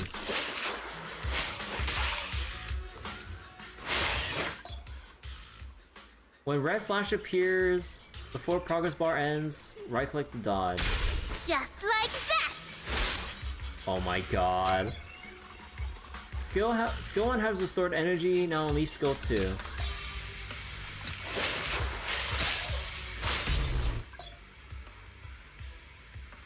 Trails at Home. It's not really Trails at Home, it's more like other RPGs that have active time presses, like I guess like Mario and Luigi, or I think like Expedition 33, because it has like some real-time aspects to its combat when you use certain skills or react to certain enemy attacks. Trails doesn't really have that kind of reactionary stuff. Only like the follow-up attacks when you hit a critical or unbalance or hit a stunned enemy or something like that. But it's very basic and there's no real timing to it. It's just like, do you want to take advantage of this or do you want to wait it out for whatever reason? Like, it's not really Trails at all. Perfect timing. That's the power of perfect timing. Pretty generous on the timing too. Oh, at least for the basic enemies. Huh. Oh, enemies also Huh. Enemies also slightly walk around too. Huh, okay. Strike at once! Oh, there's a bit of AoE to that. You're weak.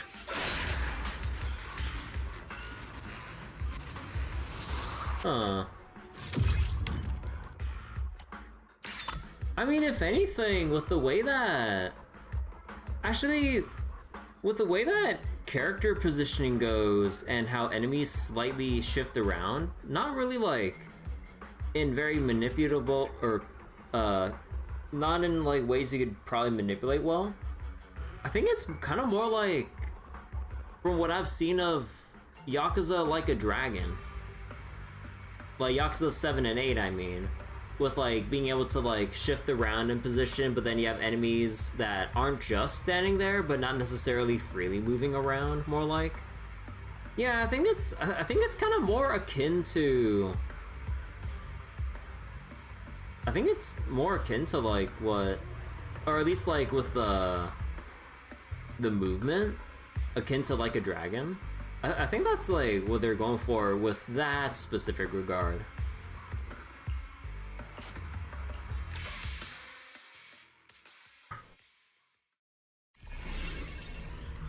Whoa. Oh.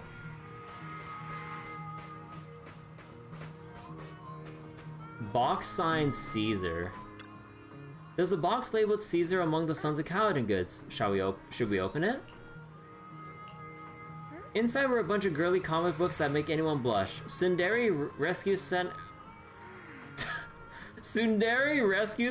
The Hollow Princess's Daily Disasters, Badon, My Imaginary Boyfriend Came to Life.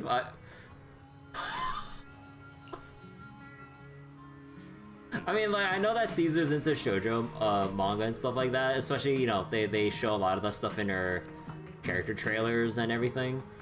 But, oh my god, like, the titles is... You love how you can use the camera in the dream?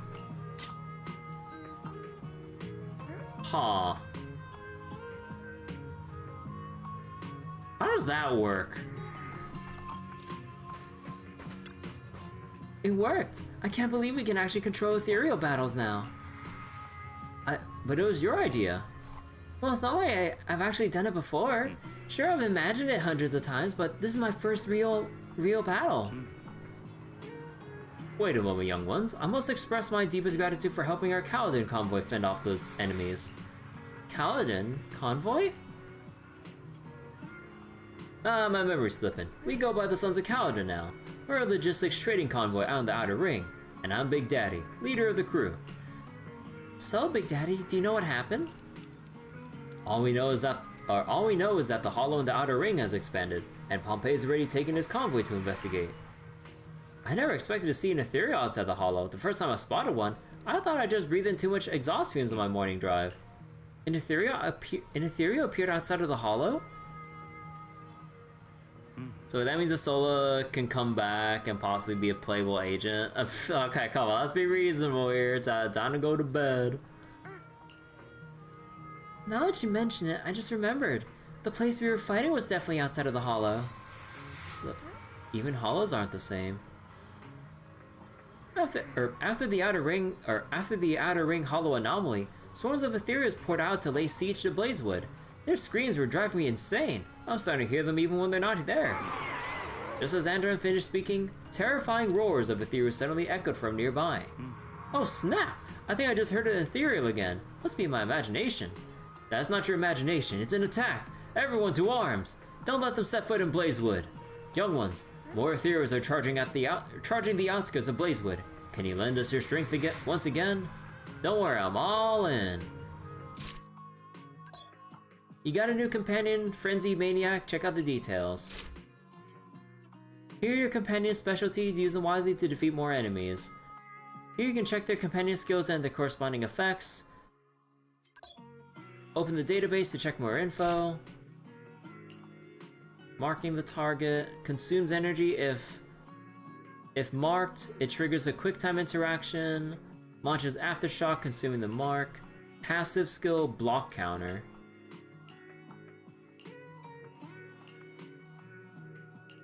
Okay, so we can apply the mark, and then we have this guy consume the mark. Oh.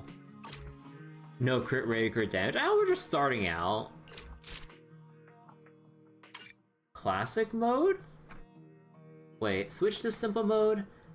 After selecting a skill, it will be instantly cast on the default target unit. Allow for faster casting. Oh, so you don't need to like double tap? Sure, I'll try it on and see how that feels.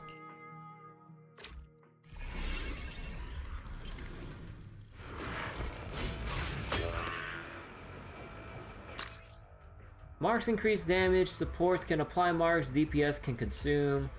You have your elemental triangle thing here. The turn order. Units act according to the action bar, view their status and thingamabob. Press left alt, click on the thing, scroll, switch targets, switch to the thing. Category counters are shown on the right of the thing. Blue arrow means a successful counter. Listen. Marks increase damage, skill 2 can apply marks. Chosen Ethereal, this battle is all yours, just like that!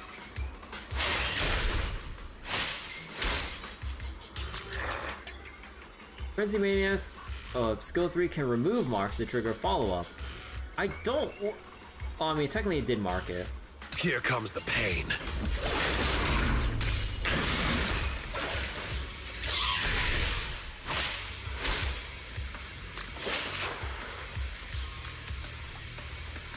This'll be over in no time.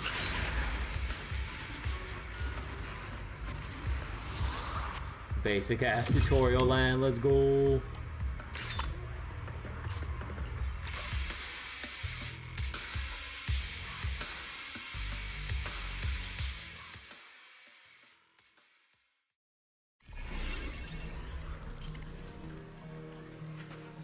Actually, any other funny things around here? Because, like, there's the box for Caesar. Member of the Sons of Kaladin. Can someone take care of this little brat? Wait. Can someone take care of this little brat, Caesar? Up there's is that a motorcycle? That's my beloved bike, Carrot. It's all that Brad Big Daddy bought back. He snuck a twist on my... Wait, he snuck a twist on my throttle and sent it flying right into Steel Tusk's head. What a headache. How am I supposed to get it down from there? Oh, it's like literally up there. Okay.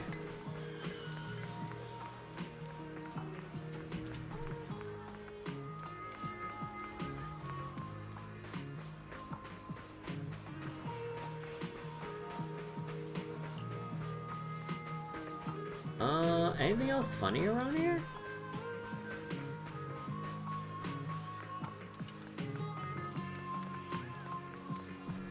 Because, like, if they put down the box with, like, Caesar's, like, shoujo manga and stuff, I want to see some more silly, random stuff, like, to explore around for. Aww, is that the only goofy thing that they implemented? Oh, wait. Oh no, I just saw the suspicious books down there. Hey Bo, check it out. I named my ethereal buddy. From now on, it's called Tiny Tiki. What do you mean by Tiki? That's totally a pet's name. No way. That's my buddy's name. Hey Manato, weren't you supposed to be helping Big Daddy and the others sort through the damaged cargo? Yeah, I just finished cleaning up. And then some piece of work showed up at the counter or corner. Some piece of work? A fierce-looking massive guy with bulging muscles. He was talking with his underlings about the state of the Outer Ring Hollow. I can hardly imagine Manato describing someone else like that. Whoever it is, let's go take a look. He seems to know something about the Hollow anomaly. Oh, okay, thank God. Okay, wait, what are the books? Among the junk pile lay a few notebooks marked with the Night Horror sigil. One of them might hold a clue. Reborn, raising ethereal in the Hollow. The novel tells the story of a girl called the Night Emissary who stumbles into the Hollow, and by forming bonds with their ethereal companions, she gradually challenges the four lords of the Hollow. Looks like Yutari must have peeked at Lucia's final, God, I almost said Final Fantasy, fantasy novel. No wonder the Ethereals in her dreams see her as some kind of master ethereal trainer. Duh. Night Emissary's Story of Seasons. Inside was a detailed guide on raising and caring for different kinds of ethereals, covering everything down to the small detail, even a glossary translating ethereal vocabulary. Looks like Yutari must have peeked at blah blah blah blah blah blah blah. Okay, what's the other one then? The Ethereal Girl's Guide to Wealth. Sequel to Raising Ethereals in the Hollow, telling the story of the Night Emissary opening and running an ethereal zoo in the Hollow. Hollow Zoo? The engine revs and a familiar figure hops off the motorcycle. Oh. The Vanquishers are back. Boss Pompeii. No problems in the Hollow, I hope. Oh. So that's how they bring him back, only in this dream sequence. You know, I'm pretty sure with how many people really wanted Pompeii, I bet to them this is like a big slap in the face. Don't worry. If I ever fell to an ethereal, the Vanquishers would have no business claiming the title of Overlord Gang. At the moment, it looks like the Outer Ring Hollow isn't expanding on its own. Parts of it are connected to Hollow Zero. That's what's causing the expansion. Speaking of, we rescued this girl near the edge of the Hollow. Do you know her? You all right, little lady? We're in a safe place now. I'm fine, sir. I've rested well along the way. Huh? Belle? Monato? Lucia?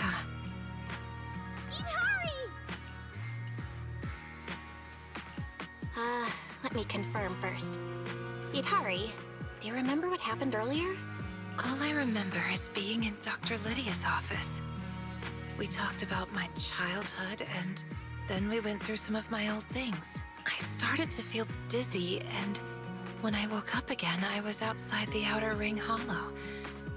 I could hear the echoes of my parents' voices. I wanted to investigate some things about my parents, but more and more ethereals emerged from the Hollow. I had to fight my way out, and in the end, Pompeii's squad saved me. So am I dreaming? Ethereals are appearing outside the Hollow, and you still don't think it's a dream? Do you need a giant monster to walk out of the sea and invade New Eridu to believe it? Wait a minute. If I'm dreaming, then why are you all here? Technology. Because we received the guidance of the Night Horror. We entered your dream by synchronizing your brain signals through a VR device. You entered my dream? Yes. Now that I think about it, entering your dream without permission was a bit disrespectful to your privacy. But it was an urgent matter. It's okay. I'm really happy that you went this far for me. So the thing I saw earlier, which felt like a memory, was that something you brought in as well? A memory? Yes. When I met Pompeii, it seemed like some childhood memories really started coming back to me. Belle, I've also captured some fragments, and the data suggests these are real memories. Oh, wait. Huh? A fragment of Yutari's memory data extracted from the VR Dream Terminal. It records the moment when Yutari woke up outside the Outer Ring Hollow, seeing Pompeii and Morris calling out to her. Aww.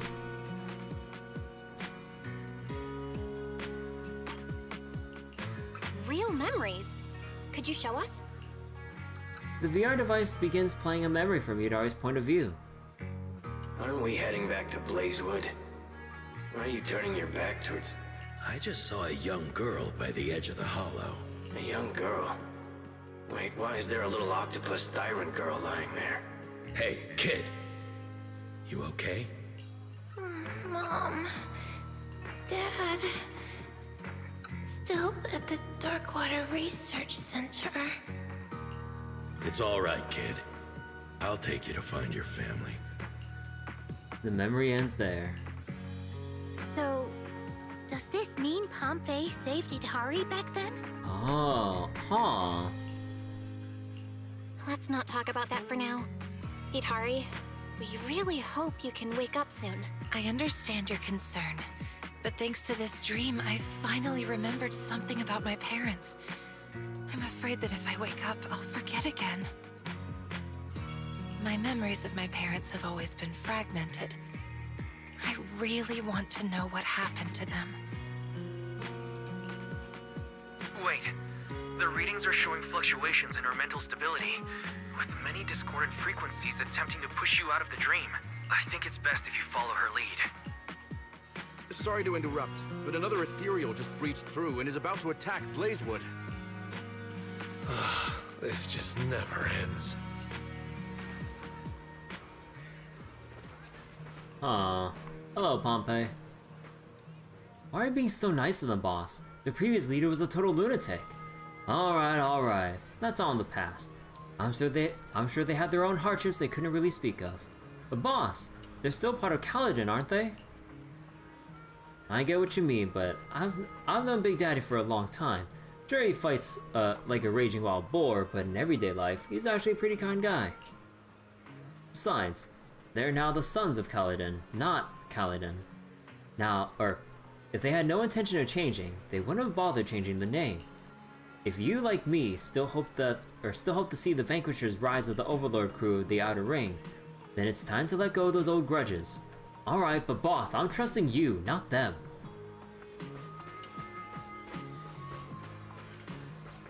We talked to Big Daddy? Nope.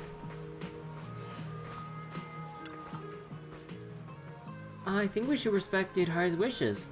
After all, boosting her mental stability is the only way we'll have a chance to wake her up. The only way we'll have a chance to wake her up. Sorry, I feel like my selfish decision has caused you a lot of trouble. No, it's fine. Yeah, when you get the chance to look back and face your past, anyone will want to resolve those lingering knots in their heart. I'm sorry, but I've always cared about what happened to my parents. All I remember from back then is them leaving by boat, never returning. As I began to recover my forgotten memories in the dream, things about my parents' past gradually became clearer. It feels like the deeper I dig, the more ethereals come after me, trying to devour and corrupt me. No way, the Night Emissary will wipe out every The Night Emissary will wipe out every ethereal born from those discordant frequencies. What do you say, Proxy? Let's wipe out Yutari's nightmare together. Hold on, let me get ready.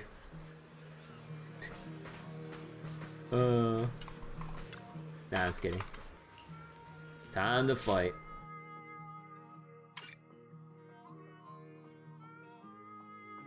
Yeah, okay. Let's leave on classic mode then.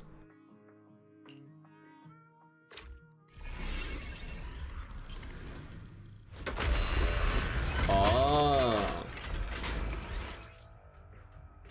Ionized Skill 2 supports rapid press interaction. Press repeatedly for better. The big one's here. It's about time.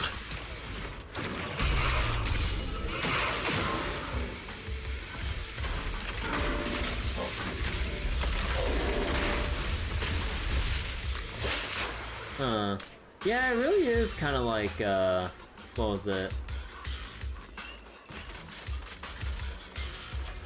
Like a, or either like a Dragon or Mario Luigi in a way with the QTEs with attacking or dodging.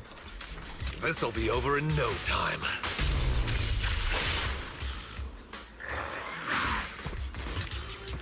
Give it all you got!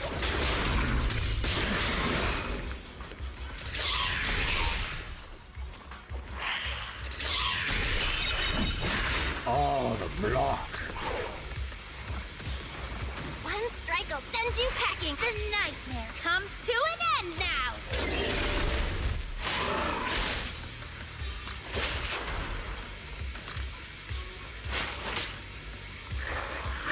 Go on the attack! Give it all you got! You're gonna go head out. Alright, Greenblade. Thanks for watching. Take care.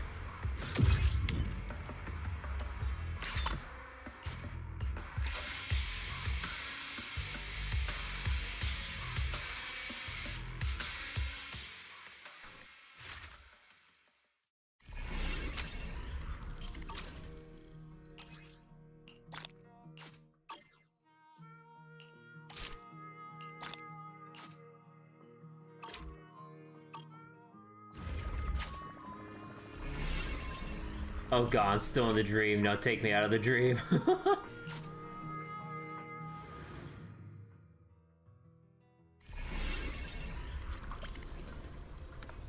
Oh, hey. Wait, I wonder... Let me see. Oh.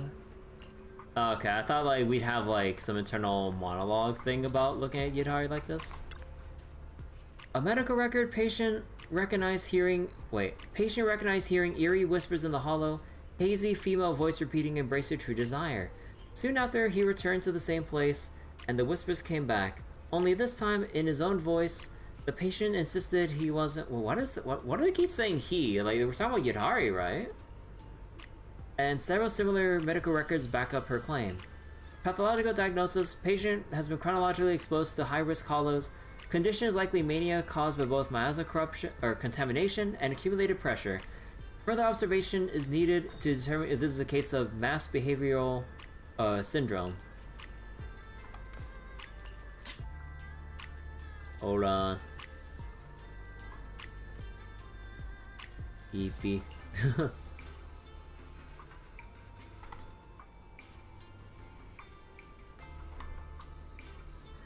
Oh wait, hold on. Wait, what? Wait, I didn't save my image? That's weird. Hold on. There we go.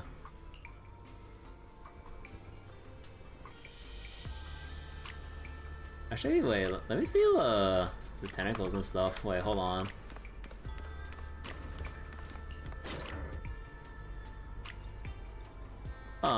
They have their own little like drawings or stickers on them. Oh! There's even like little octopus symbols on the soles of her like boots and stuff. Boob. Anything else here about her outfit?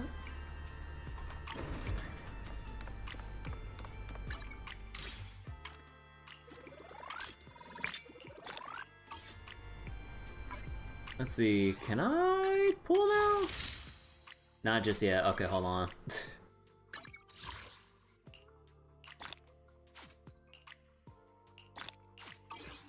Nah, still not yet. Okay, hold on real quick. Let's go do a quick round of shield defense.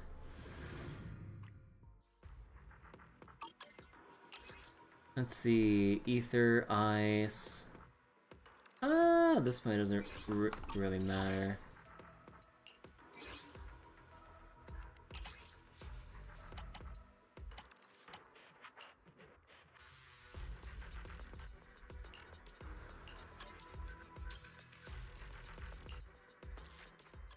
Alright, let's do a quick round of this, do a 10 pull, and I think I'll probably call it a night here for now. Yeah. Adjusting for wind.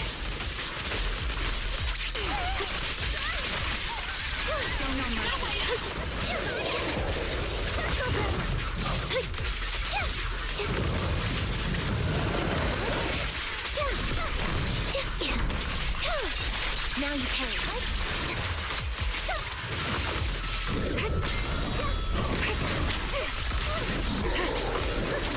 Right on cue. Right over. What you deserve. Supporting position. Done.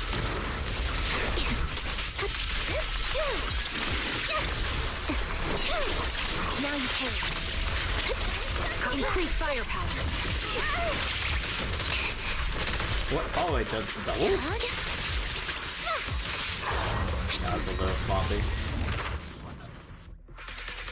You get better switching in and out. Yeah. I got this, Alice. Excuse me? Why did it target? I couldn't flick the targeting to the big flower thing in the center. Oh my god.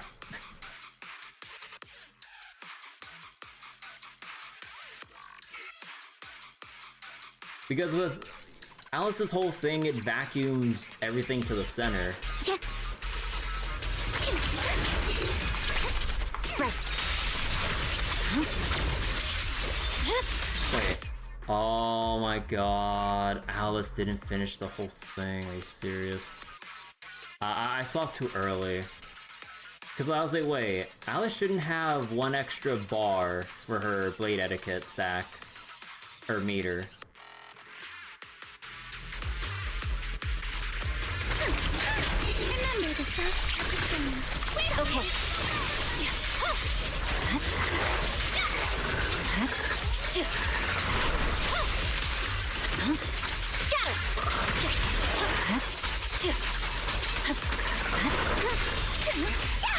A sword technique for summer nights. Summer memories will give me strength. Where's my dog? That's a menacing stance. A chance to score. Fine.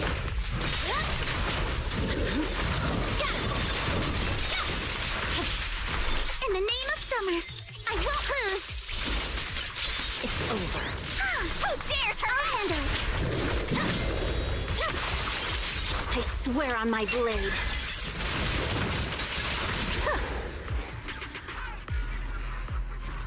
Sloppy swapping.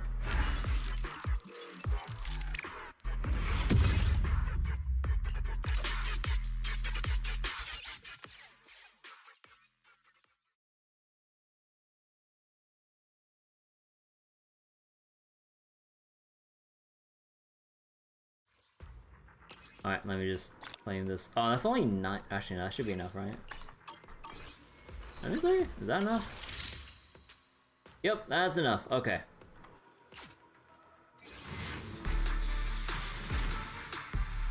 Fuck!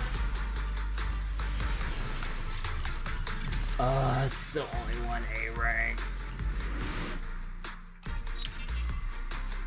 And I got Lucy instead of Monato. Although I guess like for the sake of this, I do need more pull refunds than I do Monato Mindscapes at the moment. Ah, man, they're really gonna make me carry this to Pity ramp up. Ah, that's gonna be pretty ass. Huh. Wait. Since when did the Shield Defense laptop always, or showcase like this actual, like, camera view circling around the area? I didn't notice this detail. Was this always here? Because all the times I did Shield Defense, like, I've only noticed the more static wallpapers, kind of like this. But was this did this always have a screensaver camera view like that? Huh. Interesting. But anyway, I should probably spend a little bit of my... What was it? My stamina. Let me just go burn this real quick. Yeah, let's just go with this.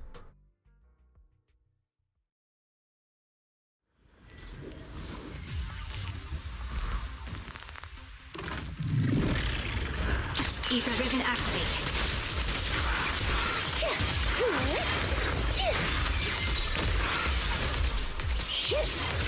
Mountain firing. In position. You're in now you pay. The melody of combat. Supporting position.